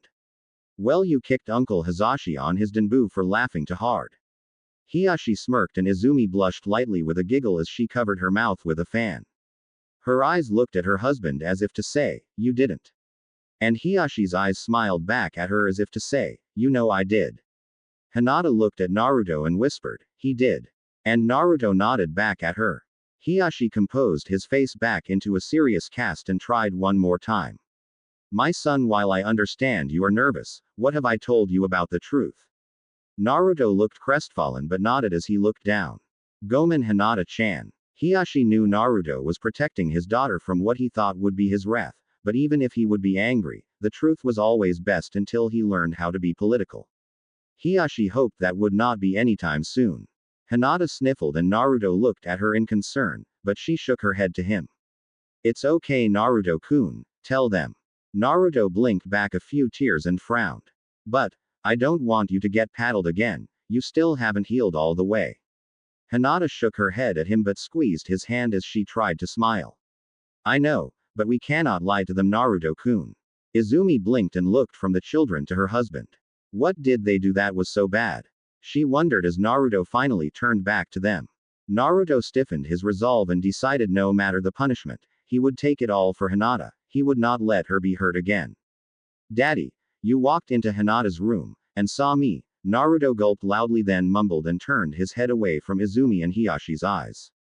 Hiyashi's eyes hardened as he drummed the fingers of his free hand on the table in an impatient gesture. Naruto, he said, and his tone immediately told them both that he meant business. Naruto coughed then cleared his throat before saying a bit louder. You saw me rubbing Hinata's bottom. Izumi gasped as she looked to her husband for confirmation, but he held up a hand to her, eyes still intent on Naruto. Oh, are you sure that was all I saw, my son? Naruto flinched then shook his head and Izumi began to dread what he would say next. I was rubbing her bare bottom. Izumi turned 5 different shades of colors but Naruto quickly interjected before she could speak. Hinata's bottom was hurt bad. You switched her and made her bleed, Izumi-chan, and it hurt her really bad. I couldn't let her stay like that, so I rubbed the healing paste on her so she would feel better. Izumi's mouth opened to say something but closed as she focused less on the impropriety and more on the words. Wait, you say she was bleeding? Naruto nodded quickly, and the look on Hinata's face made her pause as she considered. Hiashi cleared his throat and handed something to Izumi, who took it then frowned as she unfolded the delicate item in her hands. As she looked at it she realized what it was. The panties that Hinata had on earlier, and true to word, there were slight stains of blood on them. Izumi's face crinkled up in concentration as she tried to remember the episode, but to be honest she was so blinded by her anger she could not recall it all. A part of her was glad she couldn't, because she was sure she would have become ill from the memory of causing her child so much pain. Izumi bowed her head to Hinata and whispered, Gomen, my daughter. And Hinata nodded as she tried to smile for her mother. Hiashi was not going to be deterred from what he was thinking though. You both realize why this is wrong, do you not? Naruto and Hinata both looked at each other but neither could answer. Hiashi wondered why they remained silent. Surely they knew the reasons they shouldn't do these things. Hinata didn't want to, but in a quiet voice she mumbled, because mommy says so. Hiashi frowned but before he could ask why she thought that was the only reason Izumi placed her hand on his leg and whispered to him. My husband, I think I know what the problem is. Let me observe them today, and tonight I will let you know my discoveries and we can discuss solutions. If Izumi still had her negative attitude, he would have said no immediately, but seeing the sincerity in her eyes he agreed. Oh, so it came to pass that Izumi quietly followed the children around the rest of the day with the admonishment that they were to do what they always did together, and if they didn't, the next day they would be immediately paddled as soon as they awoke. Hinata and Naruto both nodded, realizing that they were caught and probably going to be paddled anyway, so they went about their normal routines and after a few minutes no longer saw Izumi or thought about her. To be honest, Izumi placed them under a minor genjutsu so they would not notice her anymore, so they became comfortable and did what they always did without worry or hesitation. When they were not studying, Naruto and Hinata sat on the couch and watched the birds outside fly and play with each other. They took their meals together, they played and even tickled each other on occasion. For the rest of the day, Izumi saw the children's care for each other, and it touched her heart. Later in the evening is when she made her discovery of what was going on that they had not seen. At around 7 p.m., Hinata had all of her bath stuff ready and had walked quietly to the bathroom. To Izumi's surprise, she walked past the bathroom and stopped in front of Naruto's bedroom door. Looking around, she knocked twice and Naruto instantly opened it and they hugged briefly before they both walked to the bathroom.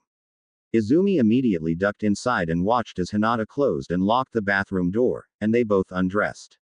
Izumi hoped that she was wrong, but she wasn't, as they broke every rule that she had told Hinata that she had to obey.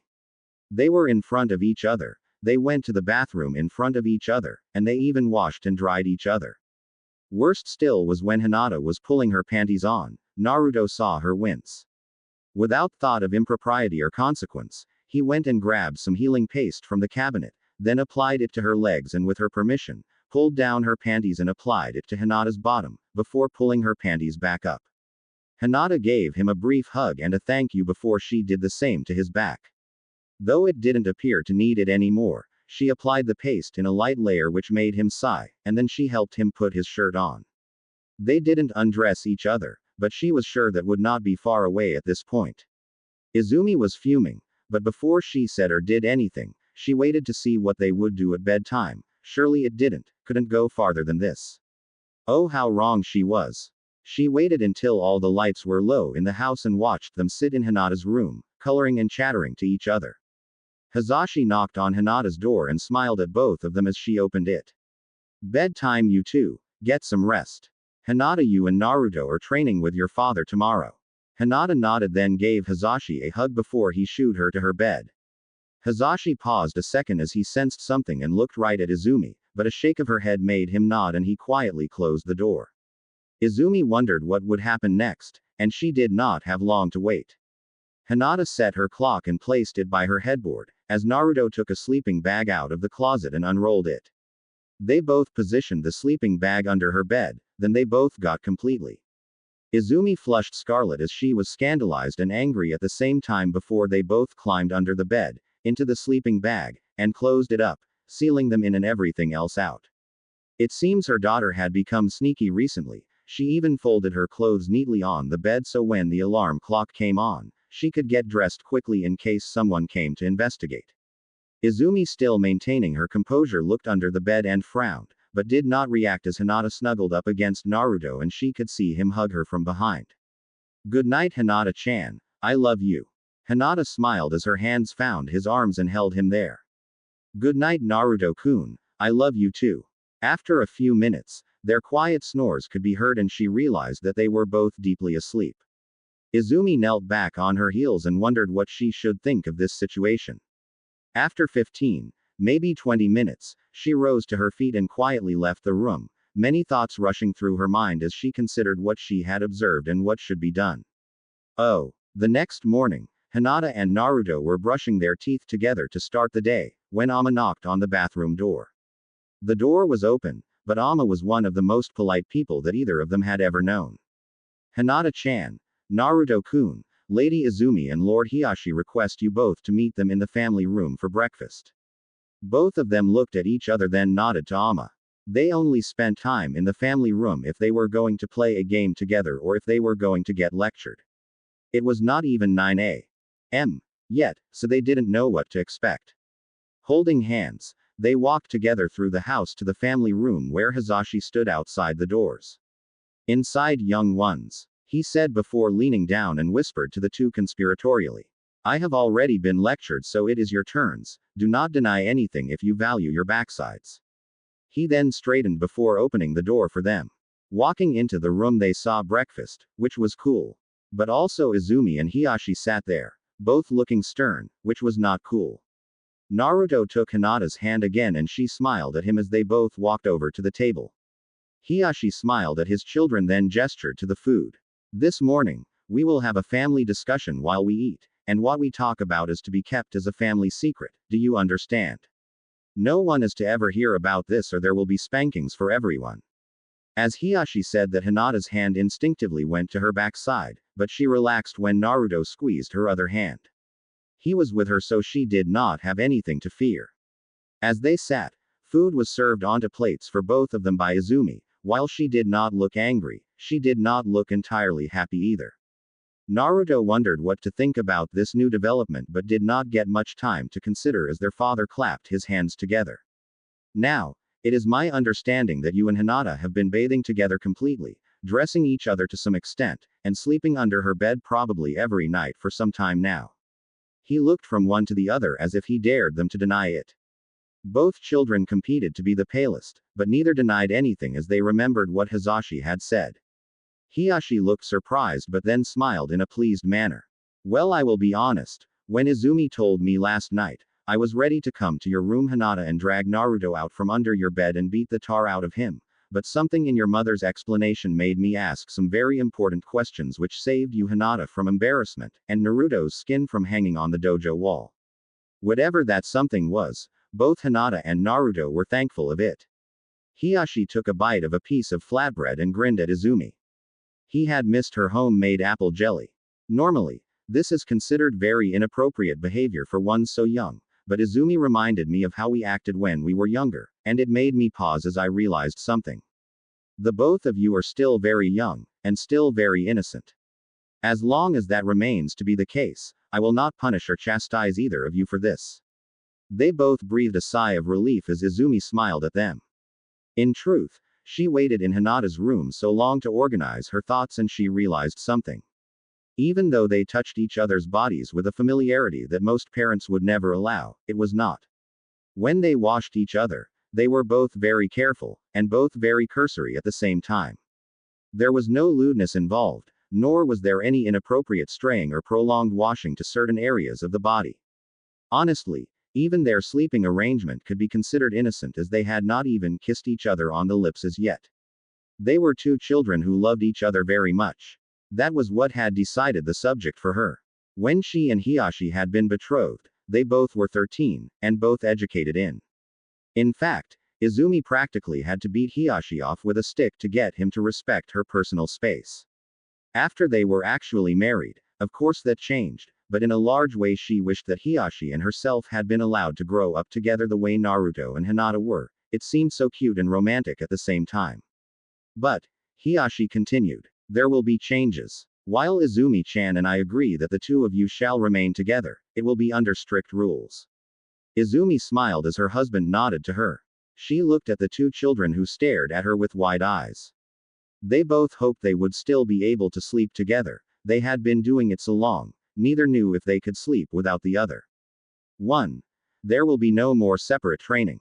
You both will take your lessons together, starting today. The two of them looked at each other then shrugged. That did not seem so bad, they at least could be with each other more often. 2. You are not allowed to be intimate outside of your bedroom or the bathroom.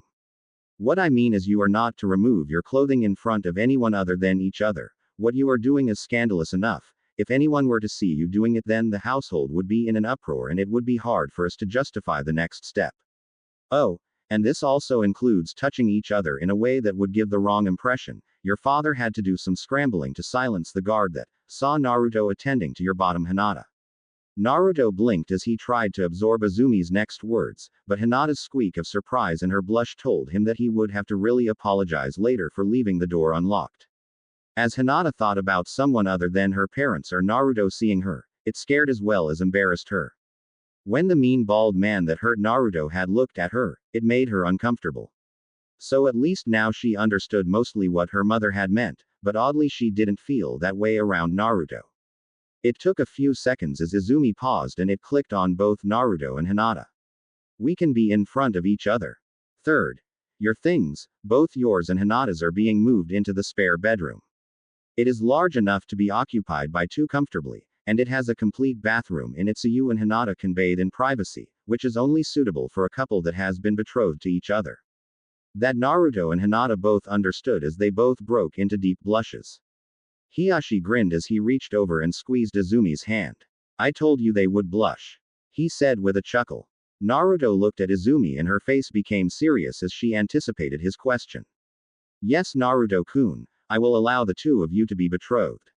I realize that my reaction to you before was both wrong and short-sighted of me. While I will still have some discomfort over some things, I saw how you and Hinata interacted with each other and I cannot truthfully stop two happy people from being together. Love should never be hindered, and I will not hinder yours. She was thoughtful for a moment before looking over at Hisashi with a smile. We had agreed originally that we would not create a betrothal for Hinata. Your father and I were betrothed for many years, and while we loved each other eventually, we did not like each other at first. In truth, we were forced together and neither of our fathers cared a whit for what we wanted.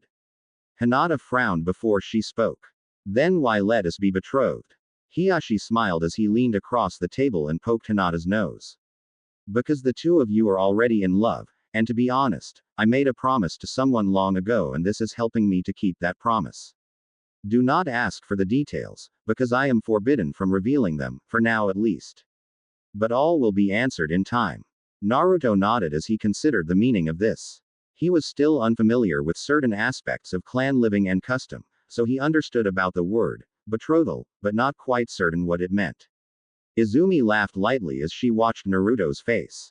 It means that when you turn 14, you and Hinata can be legally married and begin your life together. It would be preferable if you waited a little longer than that, but if you can prove to your father and myself that you can handle the responsibility, then we shall of course approve the marriage. For now it is a betrothal so there will be no scandalous talk in case the two of you are seen in bed together or something similar, but remember at night to always lock your bedroom door, and keep robes nearby the bed, in case you have to open the door quickly. Do you understand? Naruto and Hinata both nodded as they thought about it, but neither understood everything yet. They would soon enough. Hiyashi cleared his throat and Hinata and Naruto both looked at him. Incidentally, why do you sleep? Izumi blushed, as she had not expected her husband to ask the children this, but Hinata and Naruto both shrugged and answered him in one voice. It just feels right. Hiyashi could not argue with that, and while he was a little leery about it, he and Izumi had both agreed on letting them live and let live as long as they adhered to the conditions. Both Hiyashi and Izumi also agreed that talk would be put off until they were at least 10 or 11. Hiyashi and Izumi assumed that would be about the time that Hinata, or Naruto, or both would reach puberty and then it would be important. As the family finally settled down and ate breakfast, new happy thoughts on everyone's minds, Hiyashi and Izumi didn't know how wrong they were, and it would be a huge regret for both of them later. Hinata and Naruto were both sweaty, but at the same time both wore determined looks. The two of them turned slowly through the kata, absorbing the movement into their brains as they mirrored each other perfectly. Hiyashi watched them with a small smile on his face as his two prized pupils, also being his children, moved with near perfection. Naruto had been good for Hinata. She seemed sharper of mind and focus now. In the 2 months since they started training together she had developed the next level of the Byakugan, her movements became more fluid and precise and she was progressing with speed through her mother's lessons. Izumi was also very pleased. Hinata seemed to soak up all she was taught like a sponge. Her mind had become more in tune with what she was learning and she had questions on everything. This made both parents very happy. And Naruto was developing just as well as Hinata. He had gotten precise at hitting chakra points just from memory, something that most martial artists could not do. Hiyashi could not put his finger on it, but smiled with a slight shake of his head as he continued to watch his children. Naruto's chakra signature seemed consistent, and his coils were large even for his young age, but the Kyuubi's chakra seemed dormant for lack of a better word, and there was no hint of the Kurodenkogen as they originally feared. These were actually good things, but Hiyashi did not like mysteries he could not solve. Talking with his brother, Hiyashi decided to start Naruto on a little used stance in the gentle fist. In fact it had been used so little it was on the verge of becoming obscure. Hiyashi did not like the way some of the clan households had whittled down the gentle fist to the point of it being a lesser art. So he intended to make sure his children knew as much if not more about it than anyone. As he watched Naruto throw a punch he smiled again and nodded his head. Yes, that stance will be perfect for him and in time I can show him the other moves that make it even more powerful. It was called the Ghost Fist, and it was designed to alternate power from one point of the body to the other, but at the same time the user would have to be able to hide that fact. In this manner a jab would turn instantly into a blow powerful enough to break stone, and never even look like it. That was the theory behind it. Unfortunately most students who attempted to learn the style found it too difficult to master. Hiyashi had high hopes for his son. Naruto could conserve energy by throwing the weakest of punches and kicks, then suddenly strike with the force of a sledgehammer. Hiyashi had always favored styles that could deal devastating blows, and he had struggled a long time himself to learn everything the Hyuga clan repository of knowledge could teach him, but he also stepped out of clan tradition and learned other things as well. Jutsus, different stances, even learning to use different style weapons from other areas and cultures, and he would not deny his children this either. As the children came to the end of the first series of katas, Hiyashi called an end to the session. Yush. Very good, my children. You have done very well today, but I want you both to show me what you have learned in the advanced teachings you are doing with your uncle Hazashi. Hinata paled slightly, but Naruto grinned as he walked over to a wooden practice dummy. Taking up the ghost fist stance, Naruto looked back at his adopted father and grinned wider, eyes twinkling. Will you call the point for me, daddy? Hiyashi flushed with pride at the hint of excitement in Naruto's voice, then nodded. All right, my son, I will call a random point. Show me what you have absorbed from your uncle's teachings. Naruto began his attack, striking random spots on the dummy, hitting places as dictated by a striking pattern he was taught. Kicks, fingers, fists, open palms, knees, and elbows struck the dummy, and while the sound was impressive, Hiyashi knew from instinct, and the Byakugan, Naruto's strikes were doing little to no damage to it. Now, Hiyashi shouted, and Naruto's open hand struck the dummy in the chest, sideways with a sickening crunch. At first he was afraid Naruto had broken his hand from the sound, but Naruto stood straight again and breathed out before turning to his father. Hiyashi walked over to the dummy, and the smell of scorched wood made him wrinkle his nose. He looked at both sides of the dummy and he could see the slightly blackened section where Naruto's palm had struck and smiled. Chakra pulse. Naruto nodded, grinning even wider than before. Uncle Hazashi was teaching Hinata how to strike with the Juken, and since I could not be as effective with it without the Byakugan, he said he would teach me a trick that would make my strikes hurt much more. Hiyashi chuckled before he rubbed Naruto's head. You uncle is teaching you things without telling me, remind me to kick him in the denbu later. Both children giggled at that, but Naruto's face fell slightly before he looked at Hiyashi again. My pulses aren't very strong yet, because I haven't been able to channel the chakra into the strike without giving it away, but I will get better, daddy, I promise. Hiyashi looked at the dummy and ran his hand over the chest until he found what he was searching for with a smile. Using the fingernail of his index finger, Hiyashi pried lightly at a crack and a section of wood, the size and almost the perfect shape of Naruto's hand, roughly 1/8 of an inch thick, dropped from the dummy and landed on the floor with a clatter. Hiyashi grinned, then rubbed Naruto's head proudly before bending down and picking it up, displaying it to Naruto's blushing face. This is very good, Naruto-kun. Most students are unable to do this until later in their training. I am very proud of you. Hiyashi vowed to frame this and place it on the dojo wall as Naruto's first major step in his training. Naruto looked down at his feet, but smiled happily under the praise. Hiyashi turned, then gestured for Hinata to assume her place on the platform. She nodded, then stood in front of stands which held pieces of wood at various heights. Hinata assumed the mantis fist, and waited for her father's signal, and smiled as she felt her Naruto-kun silently rooting her on. Hinata-chan. She turned and looked at her father and blinked in surprise as he said. 32 strikes. Hinata thought about it and turned pale. She had not made it past 26 yet, she didn't know if she could do it, and she didn't want to disappoint her father, or Naruto. She turned again and fixed her face as she glared at the targets. She was determined, but inside she was deeply afraid she would fail. Before she could think any further, Naruto's hand on her shoulder made her pause. You can do it, Hina-chan. I know you can. She turned and smiled to him as her insides stopped quavering, and she felt a deep calm overtake her and she sighed. Thank you, Naruto-kun. With a nod, Naruto stepped down to stand by his father again. Hiyashi waited until he saw Hinata relax completely, then barked out, begin. Hinata instantly became motion incarnate. Her chakra balanced beautifully on each strike, shattering each target. In truth, her mind was only focused on one thing, to justify the faith that Naruto had in her. Hiyashi tried not to let his jaw hit the floor as Hinata leapt, rolled, and struck each target with only her chakra. Her movements were fluid and seamless as she took out target after target, but in the end, even with all her practice and training, she was still only 5.5 years old. Hinata stumbled with one final strike, scorching the target, but not destroying it. She began to fall, and Naruto was there to ease her to the floor, Hiyashi there with him only half a step behind. Hinata's eyelids fluttered while she lay in Naruto's arms and Hiyashi smiled at the progress she had made. She is all right, Naruto, just chakra exhaustion. Hiyashi turned and he counted the targets, and could not help but smile.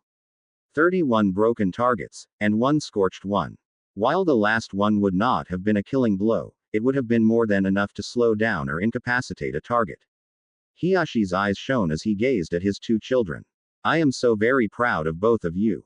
I did not think Hinata could have done this well. Her chakra coils are still rather small, and I know she has almost exhausted herself completely doing this, but I am impressed that she has been able to climb further than she has before.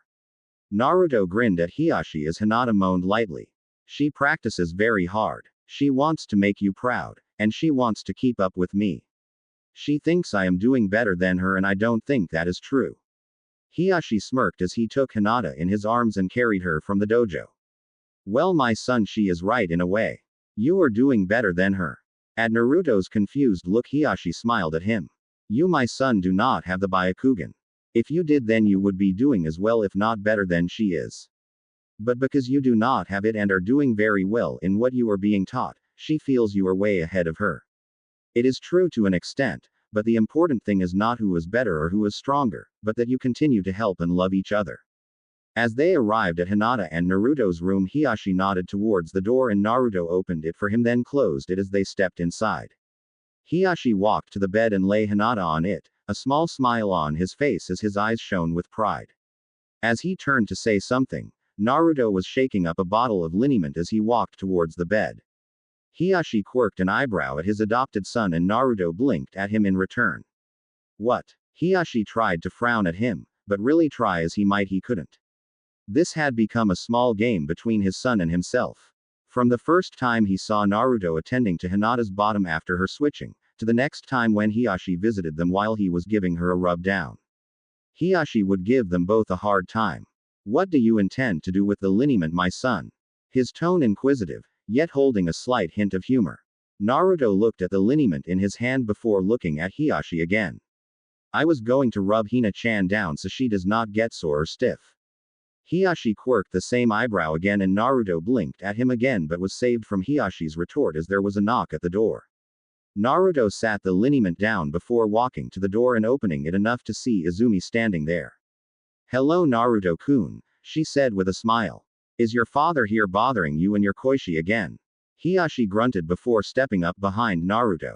What is it, woman? Can you not see I am trying to pester my children? Naruto smirked and almost giggled, but made a face and stifled it quickly as Hiyashi looked down at him and Izumi did giggle.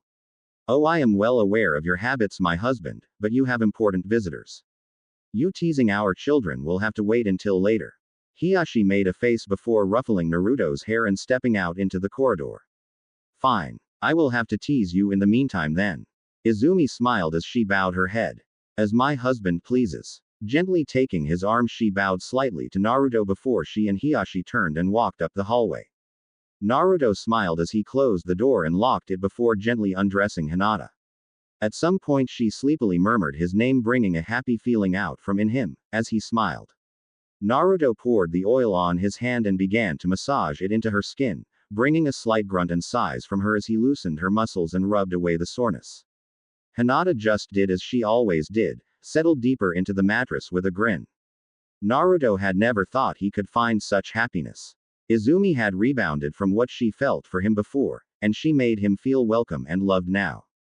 Hinata and Izumi would walk through the gardens on days and she would teach them about the plants and some of their properties for healing, or she would simply sit with them and talk with them while they colored or watched the birds in the garden. Naruto didn't know what his life would have been like if they had not adopted him, but he was glad they did. Oh. Hiyashi frowned as the men in front of him sat and waited for his response. What do you mean I have no right to adopt him? Obviously this was not the response the men wanted. In front of him sat a very unhappy-looking Sarutobi, third Hokage of the Hidden Leaf Village, Orena Takamoto, civilian council head, and a strange little man that Hiyashi had never seen before. Takamoto tried to smile, but obviously from his demeanor he was not used to having his words questioned, or resisted. According to city law and statute, the child must be entered into foster care and evaluated before he can be adopted, a period of 6 months to a year at the minimum. If we find sufficient reason, you may then adopt the child. Hiyashi looked to Sarutobi and frowned. The old man sadly shrugged. Unfortunately, Hiyashi-sama, my hands are tied. He is not a shinobi, so he is out of my jurisdiction. Since he is officially not a member of your clan, You have no jurisdiction on him either. Saratobi stressed the word, officially, which made Hiyashi consider his next step. Without preamble, he looked to his wife, who wore a very solemn expression, but nodded to him once. Looking to his brother, he almost laughed, as he knew Hazashi would love nothing more than to put his sandals up the worthless councilman's butt. Truthfully, Hiyashi would have loved it as well, but as the clan head he had to maintain decorum, for now. I am sorry, gentlemen, but you have not come at a good time with this news. Perhaps we can reconvene this at a better time, where I can put this to the council and have a consented decision. The councilman blustered and made noises in the back of his throat like he would vomit, but after a few seconds begrudgingly agreed. As Takamoto and the other man stood and bowed, Sarutobi stayed behind until they had gone. I am sorry, Hiyashi-sama. This was not my idea. In fact, I was blindsided by this today. The head councilman asked me to bring city guard and Anbu to make sure you complied. Hiyashi raised an eyebrow, but Sarutobi waved off the question. Of course I refused until I could. As is the situation, but I hope you have some idea of what to do about this. My hands are tied, and I would hate to see Naruto put back in harm's way, as we both know will happen if he goes into foster care. Hiyashi nodded as he considered his position, then smiled. Oh, I think there are a few things I can do. Looking to his wife, he smiled. Izumi-chan, get the children dressed, we are going shopping. Oh. Naruto looked around at the clothes and frowned. Everything looked stiff and uncomfortable. He could only imagine what Hina-chan was going through right now in another part of the store, especially since she still looked exhausted. Ama and Izumi took her, still very tired, to the other side right before Hazashi and Hiyashi drug him away with them, and he was sure he and Hinata both wore the same confused look. Still, there were some very nice clothes here, if you were going to a party or something formal, as he had been told by Izumi once. Naruto wondered what the occasion would be. Hiyashi and Hazashi looked at suits, formal kimonos, dress slacks, everything that Naruto knew would make him feel uncomfortable. Then he saw something that caught his attention and made both men watch him as he walked towards it. Naruto picked up the top and smiled as he ran his fingers across it. It was smooth, softest material he had ever felt, and it had some give to it, so it would probably be comfortable. Hiyashi and his brother both walked over and examined the formal kimono that Naruto had picked out. What color, my son? There was no reason to ask if he liked it, both saw the look of wonder on his face. This color. Hinata-chan will like this color. Hiyashi and Hazashi looked at each other and smiled. Indeed she will, my son, indeed she will. Oh. The next 2 days passed and both Hinata and Naruto were restless. Hiyashi had been in chambers with the council repeatedly, and neither had seen him at all. On the fateful day, Izumi made Naruto and Hinata get dressed in separate rooms. Neither knew what to expect, only they were going to have to answer some important questions to some very important people, so they were told. Both Hinata and Naruto were worried, because in the last 2 days they had only seen their father once, and he was heard arguing with someone, and his intent was clear. Flashback. No. You are the one who doesn't understand. It has been almost a year that he has been in our care, and he has developed superbly. Naruto has grown and he will continue to grow under our care. Do you understand me? Our care. The other man's words were quieter, and they didn't recognize the voice, but Hiyashi's response was unmistakable. Damn, what is best, and anyone who says taking him away is best. If the pickle-headed fools think they will take my son away from me due to a technicality, then they have one hell of a shock approaching. I will withdraw my entire clan from Konoha before I give anyone my son. Do you understand me? There will be civil war before I let Naruto go. Hinata pulled insistently at Naruto's arm, so he finally nodded and they quietly snuck back away from the conversation until they were in their room again, neither wanting to think about what they heard or what it could mean. But for the first time ever, Hinata faced him while they were in bed, hugging him tightly and crying quietly. At some point he tried to move a little to get more comfortable, but she clung tighter to him, and wouldn't let go. What did it mean? Did he have to leave? Why? Was he bad somehow? What did he do? Naruto didn't understand, but as the tears fell silently from him, he knew he didn't want to let Hinata go either. Present. Naruto wondered where Hinata-chan was as the carriage began to move. He looked to Hiyashi, but his father's face was turned to look out of the window. Naruto was beginning to worry until Hazashi reached over and pat his knee. It will be all right, nephew. I promise. Hiashi looked over and smiled at Naruto and pat his head. Yes, do not worry, my son. Naruto took a deep breath and nodded as they approached the Hokage Tower. Oh, Naruto and Hiashi, flanked by Hisashi, stood at the doors to the council chamber, and Naruto felt a sense of unease but felt a slight wave of comfort as Hiashi's hand rested on his shoulder. Naruto looked up at Hiashi and he smiled as he felt more confidence and less fear, until the doors opened and Hiashi led them into the council chambers. Naruto looked around as they walked into the center of the room and wondered as he saw 12 people sitting on one side of the room, and 10 sitting on the other side. From his lessons, Naruto remembered that the civilian council was composed of the 12 wealthiest or successful merchants of the city, sat on the left side of the room, and the 12 clan heads of Konoha sat to the right -2. Hiashi, of course, was standing with his son. The other was the Uchiha family. The Uchiha family had met a strange tragedy, completely wiped out by one of their own except for one child. No one talked about it, except that little lesson that Izumi had given them. Naruto later discovered from Hisashi that there had been a long-standing feud between the Hyuga clan and the Uchihas. The two blood limits were similar, and one side always claimed its superiority to the other until finally, blood was spilled over it. From that day forward, there was no forgiveness in either side, and the feud had carried on for years. As Naruto and Hiashi stood in the center of the room, he could feel the eyes on him. The left side of the room seemed to be where he was getting most of his bad feelings from. It was like waves of anger were being directed at him.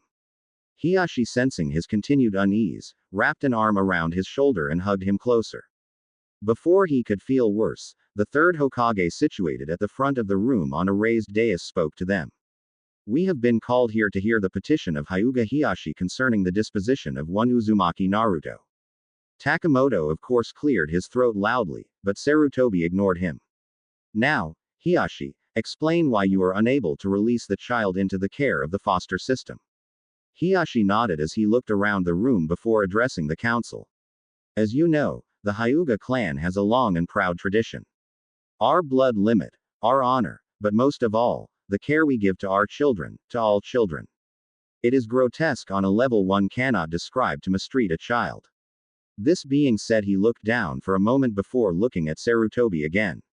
I believe that if Naruto is entered into the foster care system, this will happen to him. He will be abused by those who do not understand him or his special nature.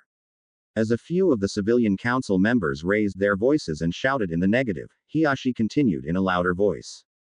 The foster care system, while having the best of intentions, can only provide so much care, attention, protection, and help to a child with Naruto's background. I want what is best for him, and to be raised by people who love and respect him as best for him.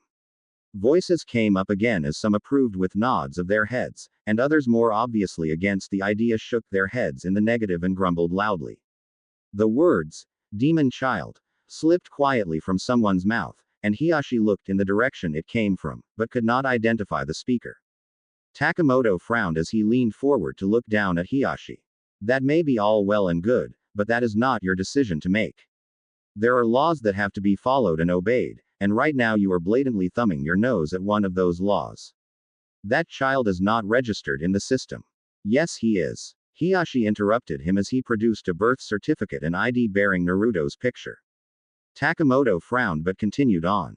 He has not been immunized. Hiashi produced a medical folder and smiled at Takamoto. Wrong again. Takamoto blanched but then shook it off before stammering. He has no means to support himself. Hiashi frowned before raising an eyebrow at the councilman. Hello. Child of the Hyuga clan mean anything to you? He asked, sarcasm heavy in his voice. Takamoto flushed scarlet as most of the council members began laughing, but recovered quickly as he raised his voice. Be that as it may, the law is still the law. You may have given him all he needs, but he is still a ward of the state. Hiashi thought for a moment and nodded. True. Under normal circumstances he would be a ward of the state. The Akamichi clan head leaned forward. Normal circumstances, Lord Hyuga. Please, speak your mind. Hiashi nodded to the Akamichi head before he smiled. As I said, under normal circumstances. But there are factors involved that the council is not aware of. Hiashi nodded to his brother and Hisashi went and opened the double doors, and in walked three very old men. They wore distinguished robes and moved slowly, but there was no mistaking their identity. These were the three eldest members of the Hyuga clan council. They approached a stand, something similar to a witness box, and stood there with their heads held high. No one asked them to, but the eldest of the elders spoke for all. We are here to speak on the boy's behalf. Not in many years have we been unanimous, but in this we are. We will not allow our honorable son to be taken by the city. Eyes blinked all over the room in surprise. The truth was spoken by the elder and it shocked almost everyone. The Hyuga clan council argued about everything. It was sort of a running joke that if the city burned, they would argue over what part should be put out first. Hiyashi must have called in a lot of favors to make this happen. Even Sarutobi was shocked. Hiyashi said he would do whatever necessary, and he obviously was not kidding. Takamoto frowned deeply before he shrugged. Words. There is nothing you can do to prevent it from happening. The child is a ward of the state, and he will be picked up tonight, by Anbu operatives if necessary. The elder smiled as his Byakugan activated. Then be prepared to lose many Anbu. Hiyashi has the full support of the Hyuga clan. No one had to clarify what the eldest had said, it was evident they would happily go to war to keep him there. Hiyashi looked to the elders and the lead nodded to him. Hazashi immediately went to the door and flung it open. In walked the most radiant woman anyone had ever seen. Izumi cast the perfect figure of a woman that had taken very good care of herself, and time was very kind to her. Hiyashi smiled as he quietly took her hand and she bowed her head to the council in general. Her voice was gentle and serene, but it held the edge of guilt being admitted, and regret. I am here today to admit to my own shame. I made a mistake in the beginning of my relationship with Naruto-kun. I listened to the lies, I listened to the rumors, and because of that I was blind to who and what he really was. Izumi reached over and rubbed Naruto's cheek with earnest affection before she looked at the council again. He is a child, an innocent child born of circumstances out of his control. Those of you who listen to rumors and spread them without considering who you may be hurting are scum of the lowest sort. Izumi's eyes flashed as she glared around the room. I was a fool, but I am no longer a fool. I am a mother of two very beautiful children. I love this child as if he came from my own womb, and I will not let you have him. Hiyashi squeezed his wife's hand and gazed at her with adoration, but it was interrupted by the same source as he clapped his hands together in mock applause. Very pretty words indeed. But they are still just words. Looking to Sarutobi, Takamoto waved his hands at the Hyuga assembled in the council chamber. Thus far I have heard no reason not to take the child. Hazashi stepped forward, a frown on his face. I want you to try it. Hazashi stood next to Naruto and glared at the man. I am Hyuga Hazashi, and I am keeper of the clan honor, and right now you are trying to do something highly dishonorable. Takamoto frowned but resumed his seat as Hazashi practically spat his words at the councilman, so great was his contempt for the man. This child needs, no, that isn't accurate enough, he deserves to be in a home with people who love him and will care for him. He has that with the Hyuga clan. Taking him away from that would be the only crime committed here. Naruto belongs with the Hyuga clan, he belongs with us. Even if I have to beat it into every one of your heads. Hazashi stated at the civilian side of the council, causing some members to lose their color including Takamoto, but the man was not to be deterred. For the last time, all very nice and sweet, but it has nothing to do with the issue at hand. Hiyashi hung his head and Izumi looked saddened. Even Naruto, who knew little of what was going on, hung his head. Well, it was nice to have a family for a while. He thought to himself as Takamoto gestured and Sarutobi nodded, bringing two Anbu out of the shadows. As they approached him, Hiyashi and Hazashi blocked their path, both taking up the gentle fist stance. Even Izumi went on guard in a stance Naruto didn't recognize. The Anbu operatives looked nervous for a moment, and one even looked back at Sarutobi as if to say, "Are you sure?" Sarutobi looked at Hiyashi, a sad look on the usually serious face. Hiyashi-sama, if you have no way to circumvent this law then I am afraid. Hiyashi looked at Sarutobi and frowned. Circumvent. Oh, is that all? At these words Takamoto blinked in confusion. What? Hiyashi turned and this time Izumi walked over and opened the door and in stepped Hinata in a radiant blue kimono. The blue was almost a perfect match for Naruto's eyes and he couldn't help but smile at her as she came to stand next to him. She smiled as she noticed the lavender of his kimono also matched her eyes, but there was a serious tone that had to be maintained at this time. They could talk of their matching accoutrements later. Hinata looked to the council and addressed them as her mother had instructed her earlier in the day. Under Konoha law, once a person is betrothed to a member of a prestigious family, they become a part of that family until the betrothal is broken. You cannot take Naruto-kun from me, because he is my Inazuke. Hiashi clapped his brother on the shoulder with an exclamation. That is what I forgot. Yes, you see they have been betrothed for some, well, years now. It was only made official a few months ago. Sarutobi smirked as he waved off the anbu. Well, if that is the case. Takamoto was not impressed though. Stop. This is an outrage. I demand to see proof of this. Hiashi walked forward and laid the official papers, signed by the fourth Hokage 2 years before the day he died. Sarutobi smiled as he went over the forms then nodded. It is official. Naruto was betrothed to Hinata on the respected days they were born, irregular, but not unheard of. Takamoto growled as he read the evidence. But if you knew this, why did you drag this out? Hiashi grinned as he reached over and rubbed Naruto's head. Because I wanted to show you how serious we are about this. The entire Hyuga clan stands ready to go to war over this. Naruto is my son, no matter what anyone says, and he is coming home with us. Takamoto looked at the paperwork, frowning deeply, before casting them back on the desk. Despite the marriage agreement, he still had one option left to him. I call for a council vote for the benefit of Konoha. The child carries. Sarutobi's hand came down on the table, cracking it and causing everyone to jump before Takamoto could finish his sentence. Do not forget yourself, Takamoto. Even civilians can be put to death for breaking the Hokage's law. The words were delivered in a quiet hiss, but everyone knew that when Sarutobi's voice dropped to that octave, you took notice. Takamoto blinked before he slowly continued, a lot of the color gone from his face. What I mean is, the circumstances of his existence need to be considered carefully. The Hokage's law also pertains to anything that could become a threat in the future.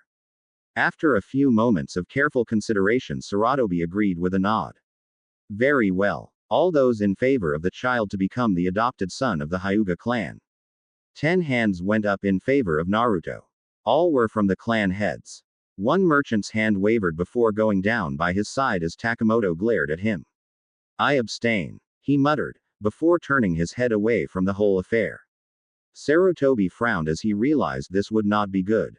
The vote should have been more even. He could vote for Naruto, but only if there was a tie.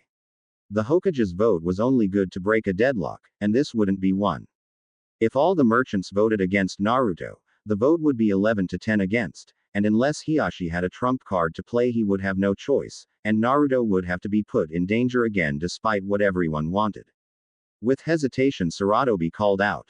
All those opposed. Every merchant's hand went up, except the one that abstained, much to Sarutobi's fear, and since Hiashi was involved, the Hyuga could not vote in this. Hiashi's face began to reflect how he felt inside.